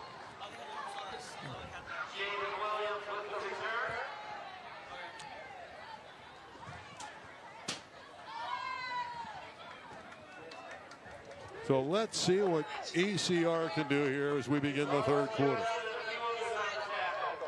Temperature still a delightful 63. I don't think the wind is calm. I think there is no wind. Actually feels a little warmer now than it did at kickoff. And dropped a few degrees, but maybe just the body heat that's in here. They sold upwards of 1,300 tickets for this one. Spotted at the 37. That's where they start from. Good gain on first down that sideline. That's great blocking up front.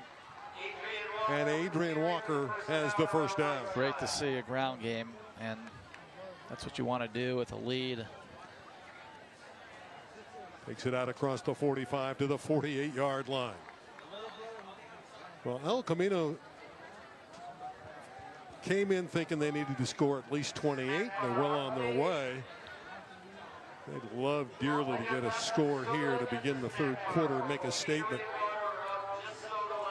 And again, they'll stay on the ground. It's a good place to go with Walker. Knifing through the defense, and a nice gain for Adrian Walker.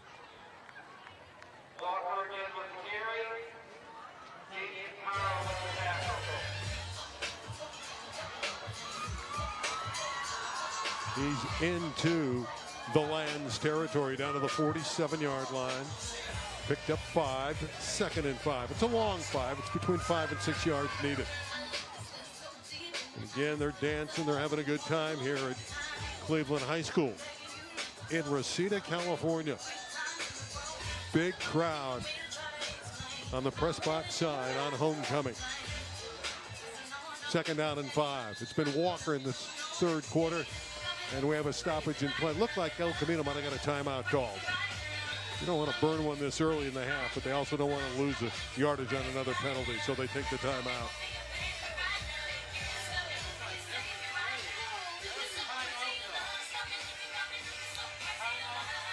You know, how much Jason Zabalik wants to come down the field.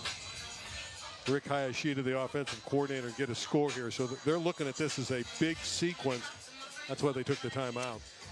Yeah, and you're right. Well, you don't want to use a timeout this early. Better to use one than take a penalty. It's going to hurt what you've already done so far. Done a nice job keeping the ball on the ground. The ball's moving, and you want to make sure you know what you're doing. There's some of the crowd here at Cleveland Stadium, Cavalier Field. Second down. See where ECR directs the play. Acevedo to the air. Incomplete. Nearly intercepted. Wanted Cortez. And that was real tight defense of the deep secondary. Take a look. Acevedo, of course, nice to have him in there. Banged up a little bit in the first half. Got it out there, just throwing in the coverage, and actually Cortez became the defender on that play.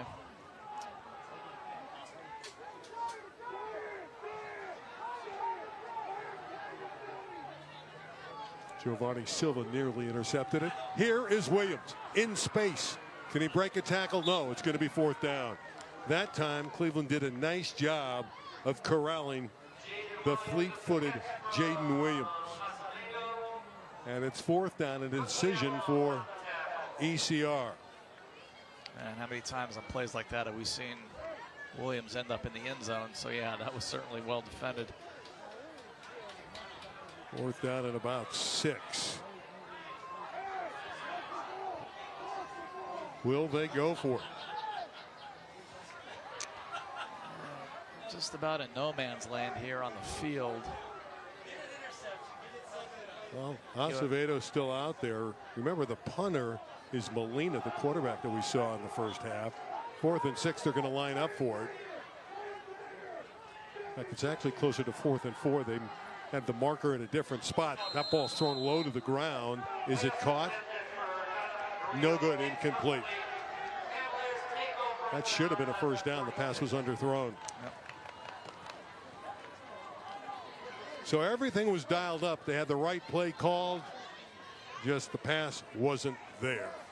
And a defensive stop and a good one for Cleveland. And really the big play was that third down where they were able to collar the terrific Jaden Williams. And Cleveland takes over just outside their 46-yard line. Back to the ground game. Maldonado. An outstanding gain on first down. Rolled down by Lincoln Elbert. The backs are doing a great job for Cleveland. Maldonado and Delgado. Again, they're minus the services tonight of Cameron Green. Came in as the leading attacker 2 straight ball games now. He's been missing.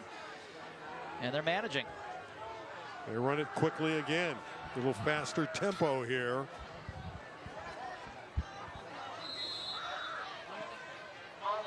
Maldonado again with the carry.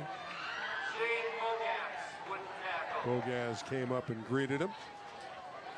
But the sticks are moved, and Cleveland is on the prowl. After that defensive stop, they're energized on that sideline. Well, ground game can wear you down.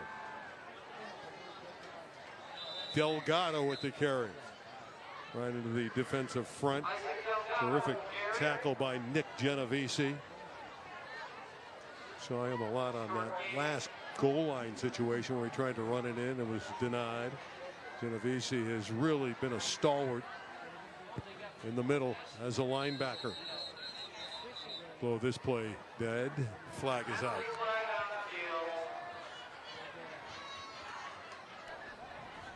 Prior to the snap, illegal substitution defense, 12 players. 5-yard penalty, still second down.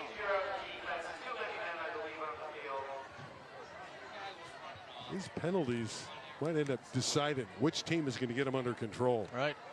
And again, another penalty that's just you'd expect to see early in the season, not right now.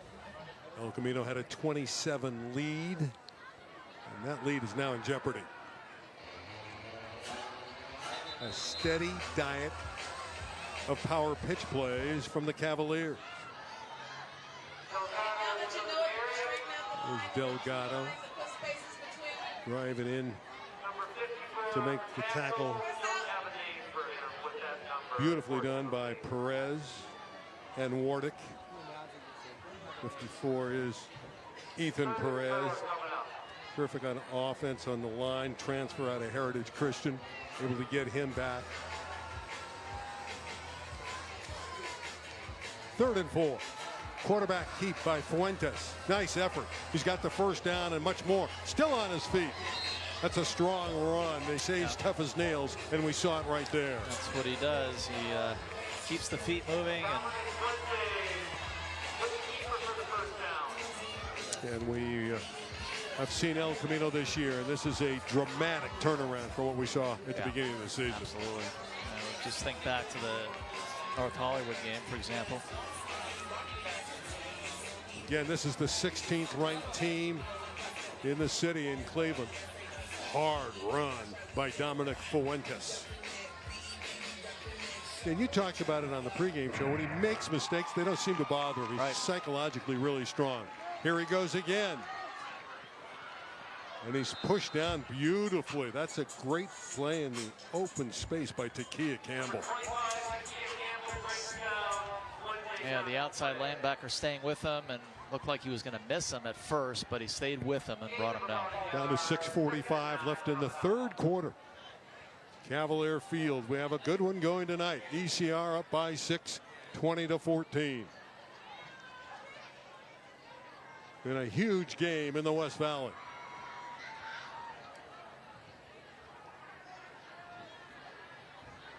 Cleveland marching. Maldonado on the power pitch. Gets away on that outside. Got out of the grasp of Kona Malik. Was able to pick up a nice gain. You know, this power offense Cleveland has been lining up and all night. This has just been a run team, and they've been successful. This will be our final game with El Camino Real this season. We want to thank Jason Zabalik and his entire staff. Great hospitality when we were at El Camino. Getting things going on the road. Putting this package together. They've been a great partner with LA36. 3rd down play. Delgado. Little stutter step and the bounce. Delgado down that sideline. Close to the end zone.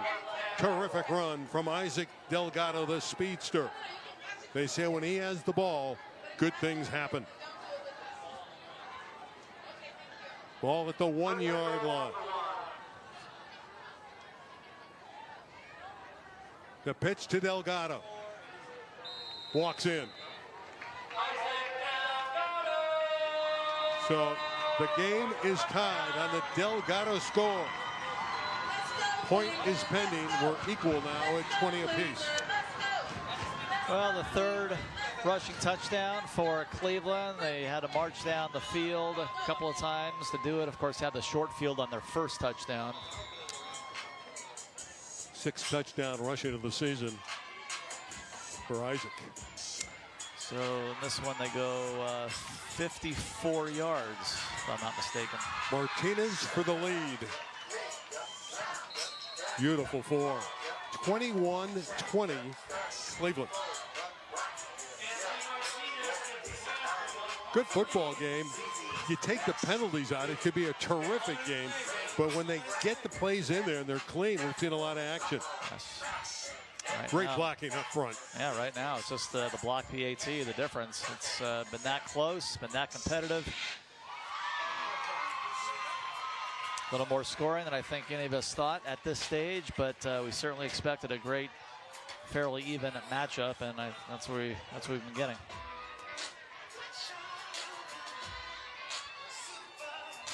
El Camino's lead is vanished, and Cleveland has the advantage.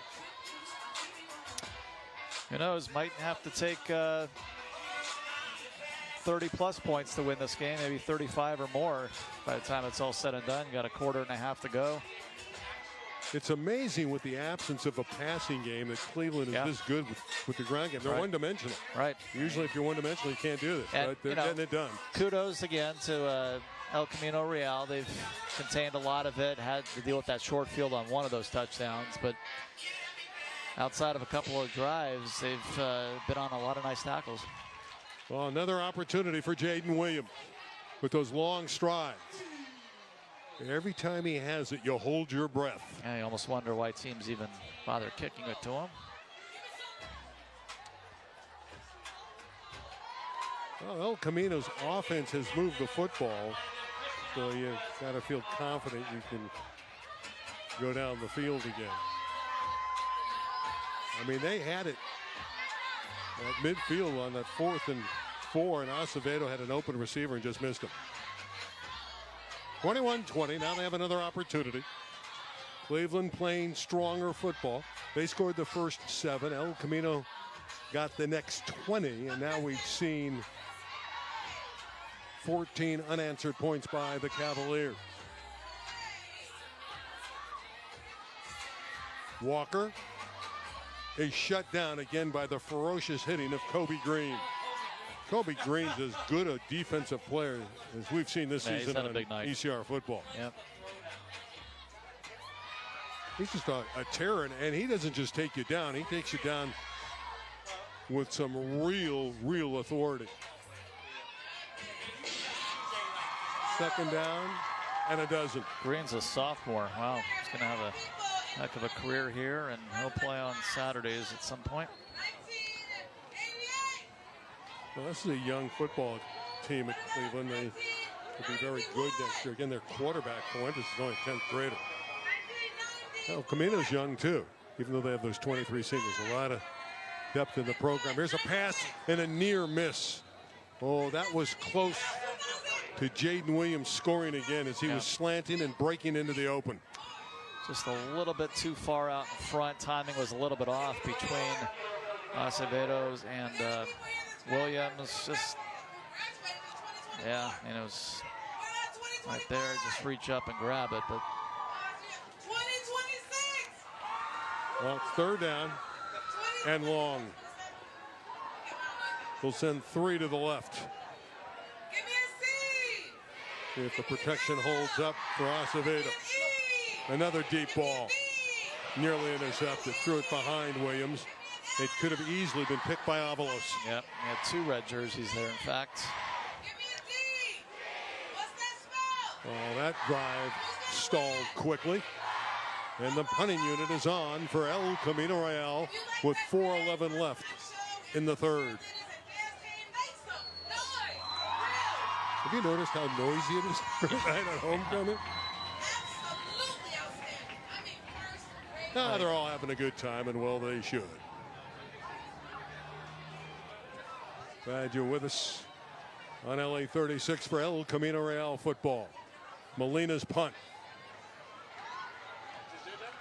This one is fielded by Avalos. Jorge's coming to the near side. He's got a wall of blockers and a terrific return. Finally, Cortez runs him down. But Cleveland in fabulous field position. Yeah, and the Royals, I think, may have gotten away with one at the end of that play as well. I think everybody kind of saw a horse collar that was missed, but a heck of a play, though, by Avalos, reversing his field, coming this way after what was a pretty good punt. Let's take another look. Comes back this way. Avalos, after running out of room on the other side of the field, eludes one man. And right here, Cortez gets him right on that horse collar. And El Camino Real getting a little bit of a break there. Ball to the El Camino Real 43-yard line. Well, that defense needs to hunker down. Maldonado.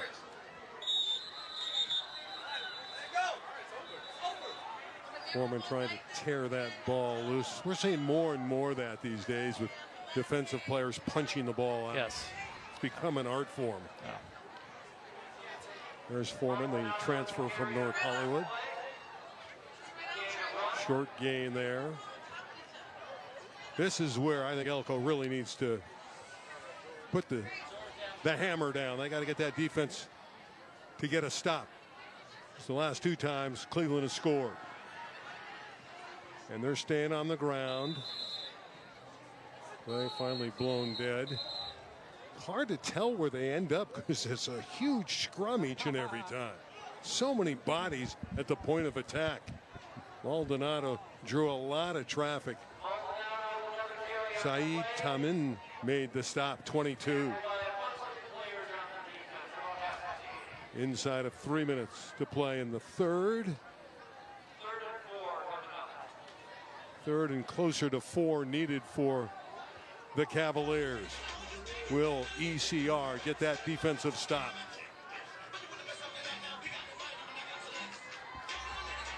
The deep pitch. Nice gain, turning it upfield. That's that power pitch game.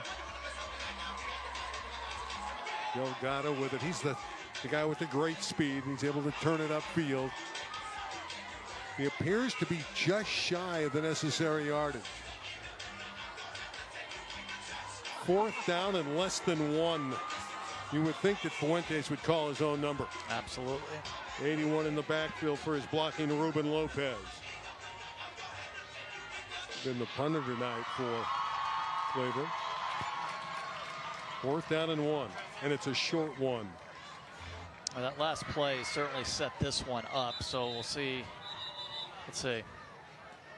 We got a whistle here. Oh. I think they might measure this. Yeah, they're trying to figure out whether or not it's a first down. I thought initially he had it. Well, the down marker on the far side said 4th down, so we'll see. They're going to bring it in from the far sideline.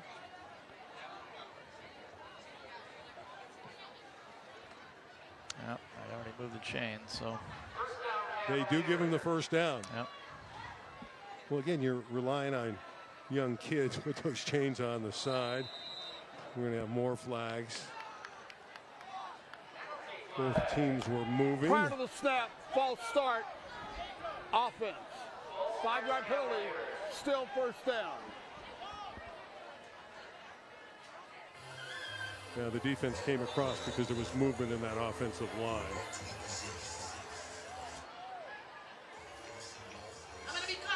There's the pitch. It's on the ground. Looks like El Camino got the football, and they do.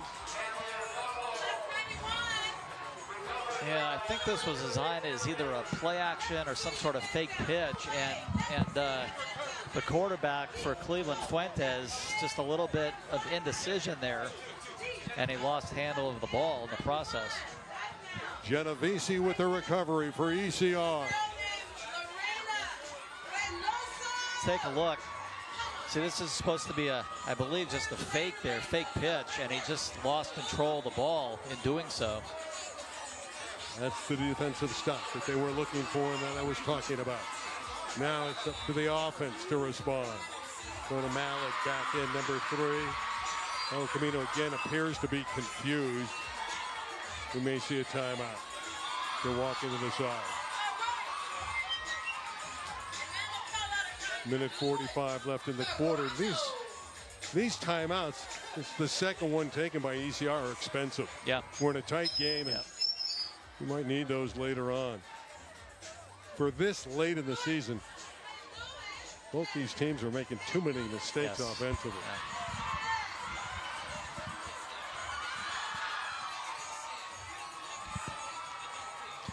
But an opportunity for ECR. They're down 1. They got that defensive stop.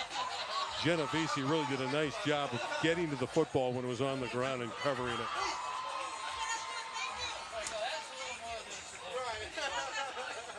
Talked about Fuentes a lot, top of our show, so we'll see about him on defense now. Really good after he makes a mistake to pick himself up and then make another play. So now he's on defense, and we'll see if he plays a factor, at least on that side of the ball for his team. Another opportunity for the Royals. See if they can capitalize on the turnover. They run into one another, and that ball is loose. Yeah, see. They wanted to get it to Jaden Williams. Black execution. It's Cleveland football. And Williams is hurt. So, again, we see a play and something on the field. There's no way that should be happening at this stage of the season. Two guys running it. They put Williams in motion, no problem. But two guys running into each other when that happens. And then you lose the ball. Take a look here. Williams in motion, fine now, but again, why is it in the path of Genovese there? I mean, it's just, guys are just not on the same page. And you have to be on the same page in late October. And that makes it doubly frustrating. Not only do you have the turnover and the injury, and it comes right after you got a turnover. Yes. Yeah. So you give it right back, and the momentum swings back to the Cleveland Cavaliers. And the worst thing is, now you're worried about Williams. I mean, it's just both guys going very fast. And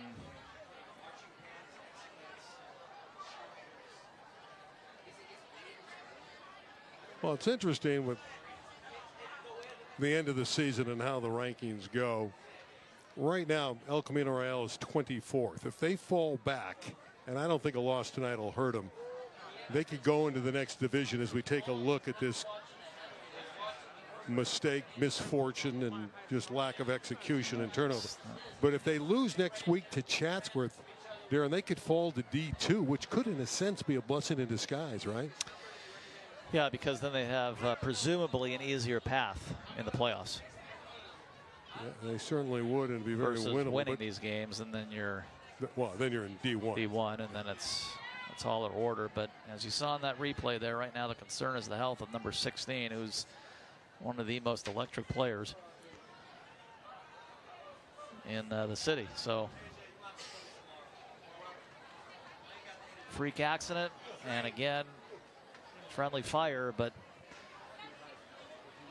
it's kind of been one of the stories, right? Certainly just the self-inflicted stuff.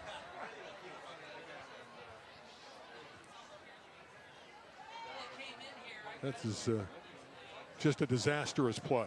I mean, you just can't have that kind of stuff, and it comes back and you make the mistake early with the penalties, and now with the collision and the turnover, just not going to get it done. Now it's up to the defense once again. Noe Duran, the defensive coordinator, there he is with the glasses on, talking to the troops. He's going to have to get them riled up again, and it's going to be tough for them to make a stop because Cleveland is in ECR territory, but they're going to have to try to do it again. It's a one-point game, still a long way to go. Minute 37 left in the third. In a game that's gone on for 2.5 hours just about. I think it's 2:15 because it started at 7:15. So we're about 2:15 right now. But what's interesting, these El Camino games are long. The last one we had was over 3 hours. That's penalties, right? Yeah.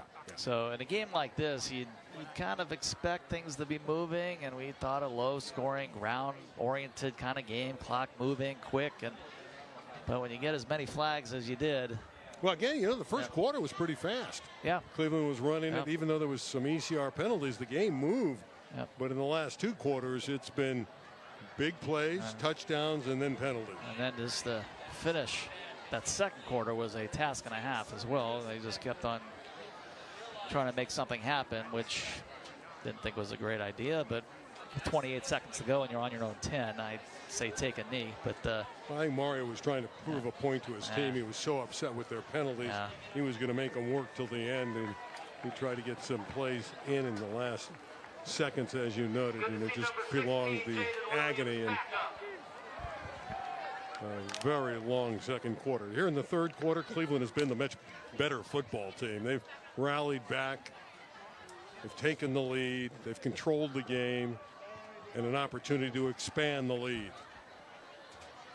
But still a long way to go. Pitch to Delgado.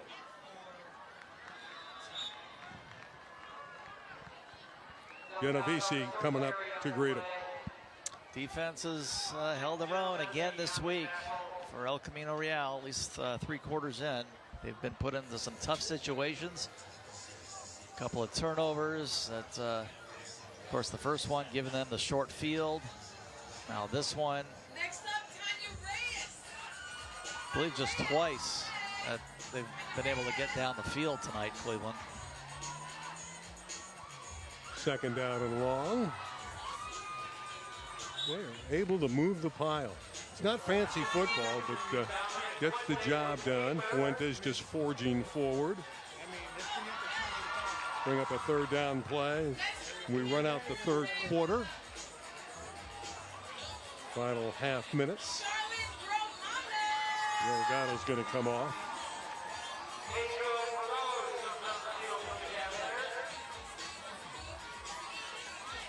From the Cavaliers on third down and 7.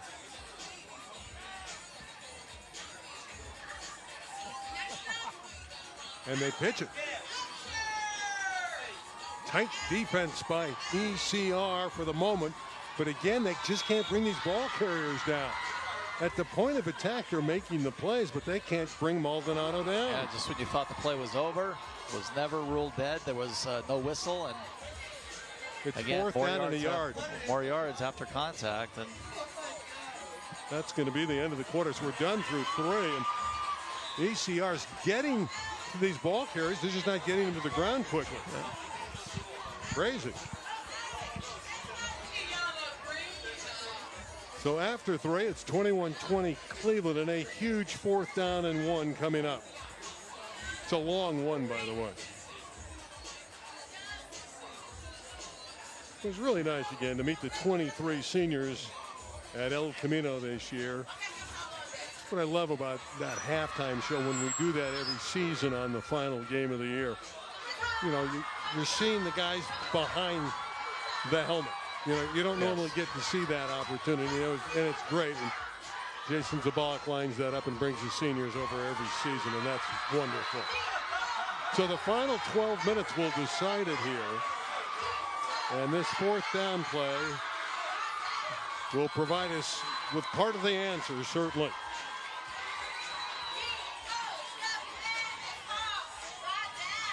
Having a little bit of a dance-a-thon here in front of us, and it's really noisy and everyone's into it.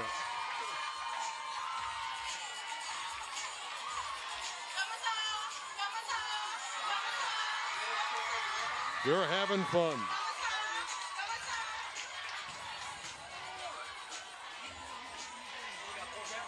Fourth down and a huge play. Number 1 Maldonado's in, as you can see. You would think the ball's going to 1, although Fuentes is also another option. There it is. They pitch it to Maldonado. He bounces it to the outside. Great tackle by Bogaz. And we'll see if they picked up the necessary yardage. What a play by Shane Bogaz. But did he get there a shade too late? That's the question. First down, Cleveland, he did. Maldonado gets the yardage. And recognizing nothing was up the middle, and nice bounce out to the left. Another power pitch. Maldonado driving forward. Brandon Maldonado, who averages 6 yards a carry, is one tough guy. Yep, that's exactly where the Cavaliers are starting to win this game. Right where Coach Mario wanted to. Line of scrimmage and the ground game has just been incredibly tough. He is a downhill runner, and he has it again. Brandon Maldonado, and they're waiting for him. Went to the well a little bit too often there. And Maldonado, a well-deserved breather.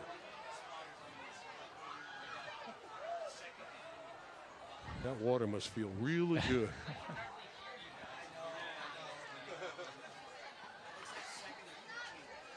Lost a few on that play, so. Second down and 14, a loss of 4.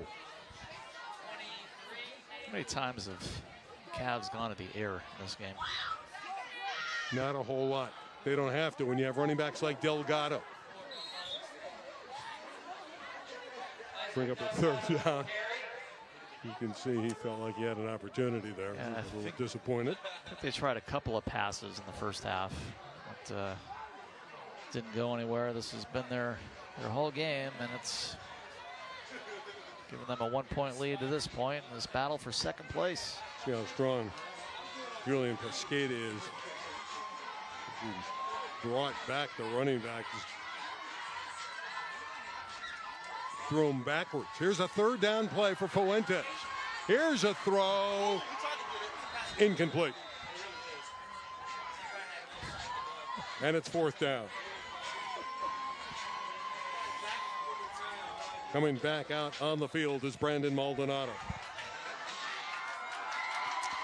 So you always wonder in these situations what kind of leg your field goal kicker has.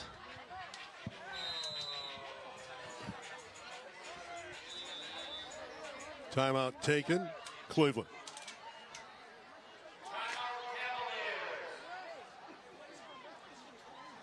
(21-20). We're down to 10 minutes left. It's 4th and 10. Out of field goal range. Not going to punt it. Got to go for it. We're in a good spot on the field to make an opportunity arise for the Cavaliers. Yeah, there are some high school kickers that can do this, but I don't know. No, not in this situation. Not here. We talked to him about Anthony Martinez. He likes him from 30 and in, and they're outside that. Well, Chamber of Commerce weather in the West Valley tonight. You know, it's normally hot. It was warm today, but right now, oh my goodness. It'd be a nice night to sit in the jacuzzi, wouldn't it? Outdoor jacuzzi. So what do you call here? And what's been obviously a ground night again for Cleveland. One would think that you'd have to put the ball in the air, but I don't see much of a passing game. Well, their top receiver is number 11, Perez. Play fake by Fuentes. It's read well and completed to a lineman. I don't know that that's going to count. Catching it was Jacob Garcia. And there is a flag down. Yeah, that's not going to work. And here comes a second flag. So now you got some stuff to sort out. A lot of stuff going on over there. But that second flag is going to be a dead ball. This is going to be El Camino's ball, I think. And you might get the second flag on the back end. But, you know, this is doomed from the get-go. So he's under pressure here. Fuentes. It's obviously not a passing offense, and El Camino Real's all over that. 53 there, ineligible. It's Jacob Garcia. He's strong, though. 275 pounds. Tough to bring down, just not legal.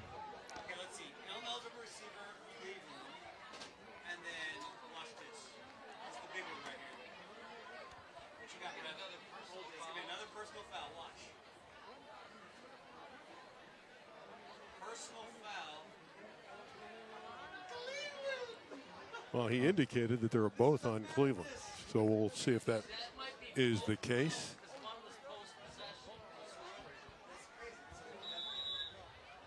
Officials timeout.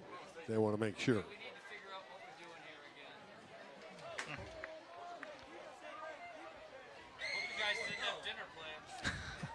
It's El Camino football. The offense is out there. They're down 1. Just under 10 minutes to play. It's just a matter of where they're going to put the football.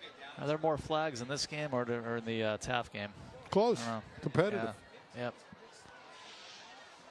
Again, emotions are running high.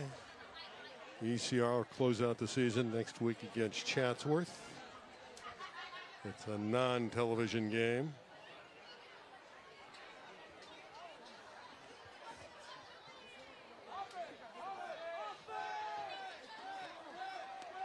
And Cleveland is trying to go to 3-1 in the league. Yep, just like the Royals, and they'll be a heavy favorite next week right here against Taft. Yep. So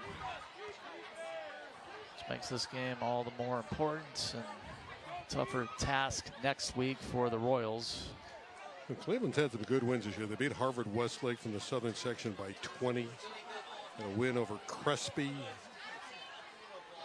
Win over Hamilton. Beat Granada by 1. Chatsworth. So it's been a good year. First down, ECR. And they run it with Kona Malik. Ran into the ferocious Kobe Green.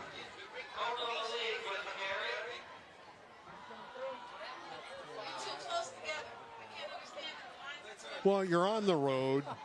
You're the underdog. Cal Preps had Cleveland as a 9-point favorite in this game. So you're in a position to win it. So I think if you're Jason Zabalik, you got to feel pretty good. And what did he say? He needed 4 touchdowns. So look, he's right where he wanted to be. You're happy with where you're at. Yes, could be even better than this. This is a game, if the Royals do not win this game, I'm going to look back at a couple of plays along the way in particular that might have changed the course of how things went, but still time. That one's no good. It'll be 3rd down. Again, they just have not been able to get the ball to number 19, Rafa Cortez. Foreman's in there. He's got some speed. They're playing without the talented Jaden Williams, who was shaken up earlier in this half. And that really condenses the offense, doesn't it? You'd love to have him on the field in these situations. Big-time playmaker, a couple of touchdown passes to him in the first half. So you ask yourself, with Williams out, where's the ball going to go? 19 Cortez is the guy who is most likely. Big 3rd and 10 for ECR from their 40. Fuentes in trouble. And is gobbled up.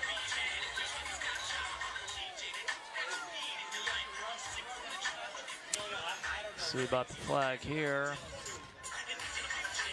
Yeah, the flag was right in the middle of the line. We have a 5-yard face mask defense. Yeah, that's a 5-yard penalty, though.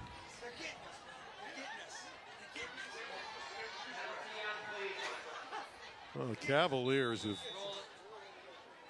not been disciplined either.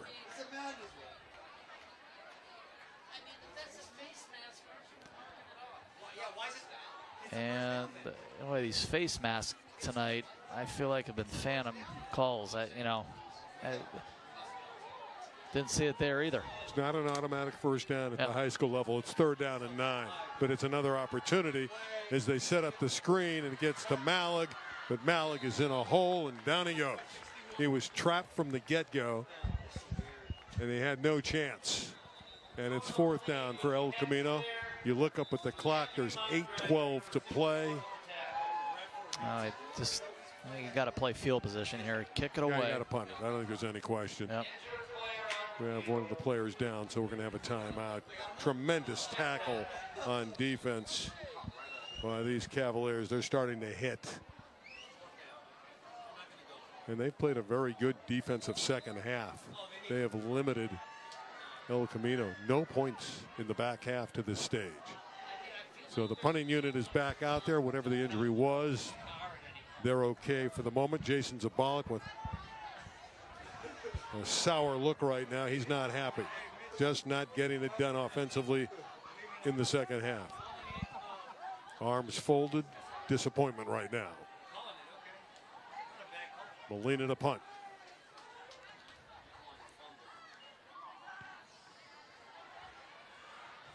Take a favorable roll, and it is returnable. Coming to the near side is Avalos. Good return. Dropped by Dylan Palacios.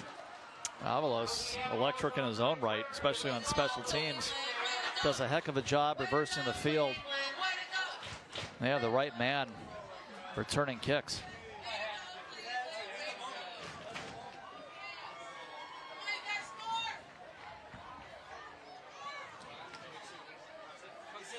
Just 5'9", 150, but he just gets by everybody.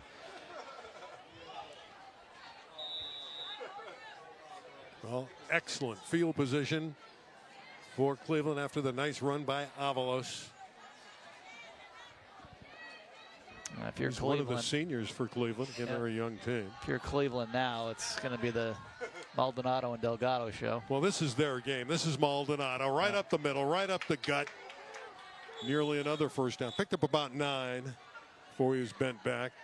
This runs right into what they want to do. Put the ball to their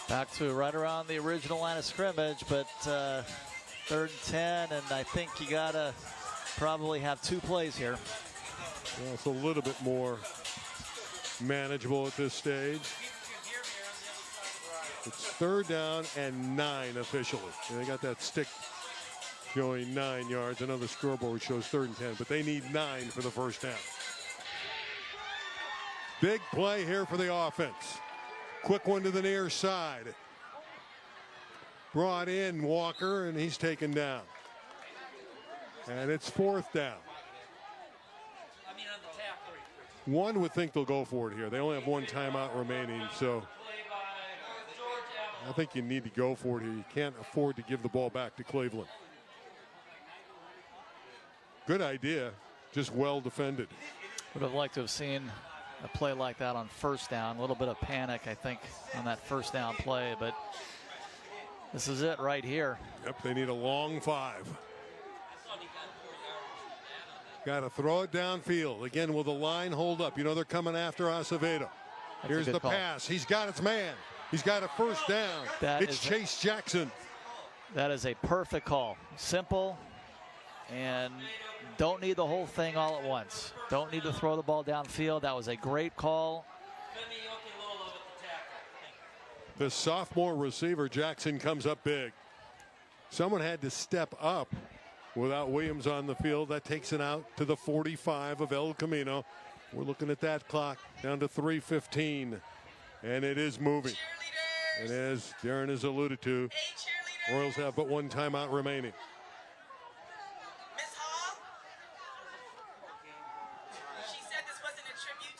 Quick hitter for Walker. Yeah, you got to get up and get going. You can't, I mean, you still have enough time, but if you're going to run the ball here, you can't really dilly-dally around after that play. So let's see how fast you can get these snaps off. And, you know, you have Acevedo coming to the sideline, and they're eating up time. Yep. See that clock? We're close to 2.5 minutes remaining.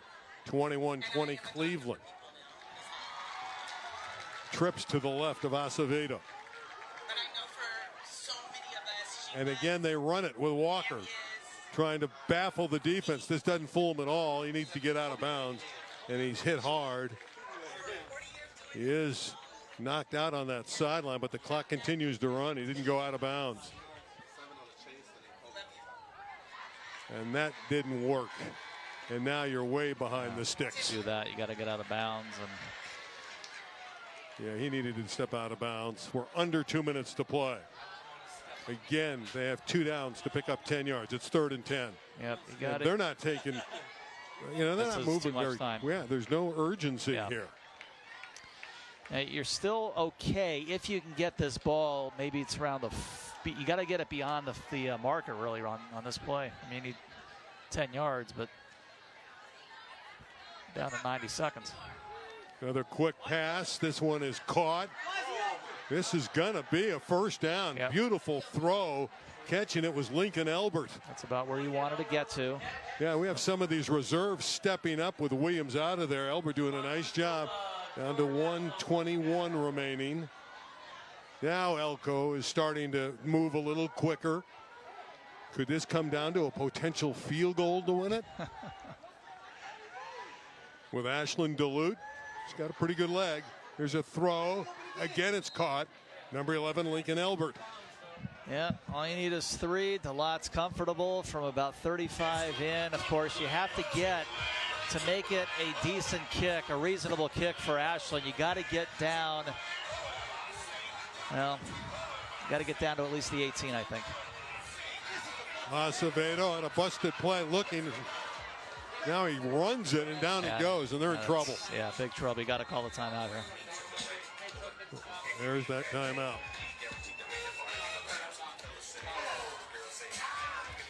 All right, so the ball is spotted at what yard line here?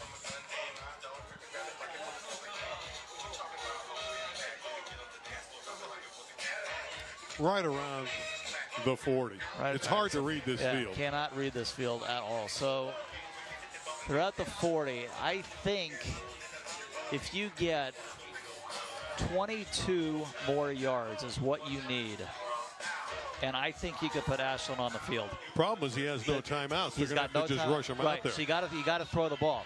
You got to throw the ball, and they could be safety plays just like they've had a couple of times on this drive. Work the sideline, of course, but you can't run the ball. You can't, you gotta move quickly here. Got to be cognizant. It's Yeah. third down as well. Yeah. So you have 2 downs really. You got to get the first down. They need a huge play, obviously, but it's not impossible.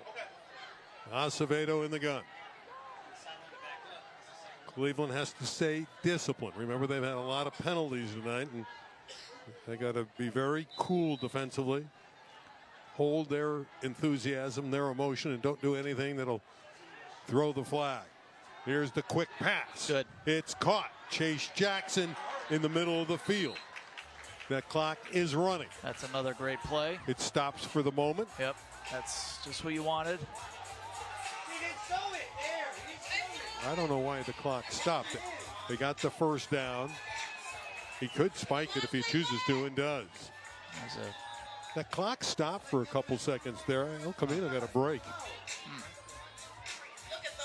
24 seconds left.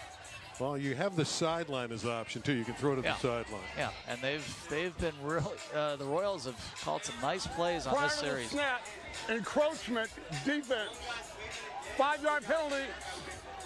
Well, that's why the Third clock down. was stopped. So you had the encroachment again. I We're talked first about down. it.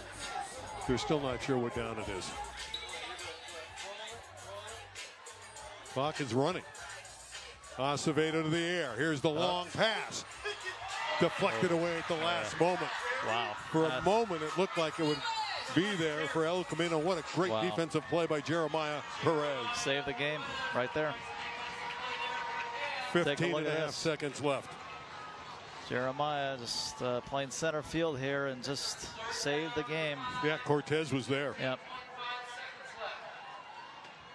You know, I might be tempted to go right back to that same play. Well, 21-20 Cleveland. 21-20, 15. You know, you got a couple of plays here if you do it right. And you're on the, 30? Yeah, it's third down. Here we go.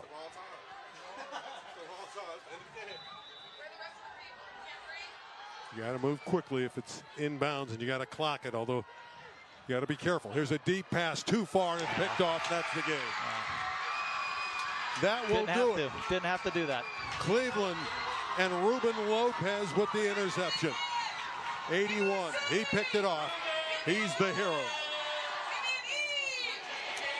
Now, this is a game, Randy, I'm going to look back and think of a couple of plays that could have, should have, and would have gone differently. And you would have had a different outcome. Hats off to the Cavaliers, of course. They're going to come away with second place in the West Valley League, and they did exactly what they had to do, and that's get a stop on that final series and stay the course, come back from 20 to 7 down, right? And well, the story is El Camino didn't have an offense in the second half. And a lot of it, you just wonder if Jaden Williams, and they didn't have that wacky play where they collided in the backfield, Genovese and Williams. Williams gets hurt, and there was no offense after that. That last series, you had enough. You had a couple more plays. You're moving the ball very nicely, just what you wanted. And there it is. And it's over. I'm also looking, thinking of a couple of other plays that happened in this half.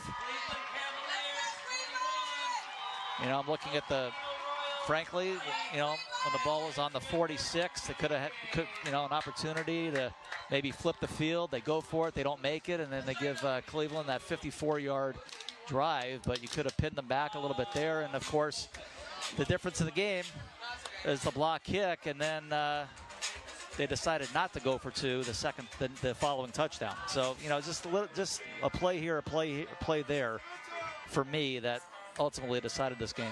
Again, a nice effort by El Camino Real to come in here against the 16th team in the section. There's Jason Zabalik, and all these coaches know each other very well in the league. He knows that his counterpart Mario Guzman's a really good guy, very friendly guy. We had him on the pregame show. Some highlights before we say goodnight. And there were a few here this evening.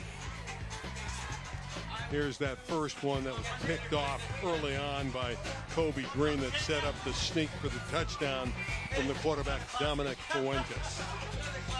Yeah, just another game with a lot of mistakes.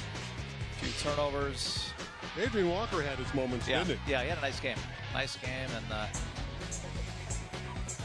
but there was some pressure put on him late to try to gain some yards on the ground without the other star, Williams, off the field. But Brandon Maldonado scored. Yep, this was a tough running attack that the Royals had to face tonight.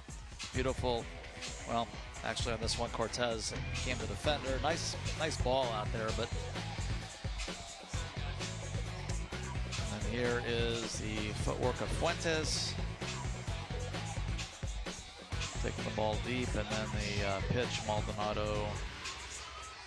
Well, he's a bowling ball. He is very tough to bring down. Small but mighty. El Camino Real, late in the game, getting a stop. This was the ineligible receiver, but then they got the luxury of the ensuing personal foul. Moved the ball up, and they were put in a pretty good position. They didn't have to have terrible sense of urgency. They had some time, and they were moving. They had those nice plays, I thought. Couple of nice passes, short passes, 10, 15 yards.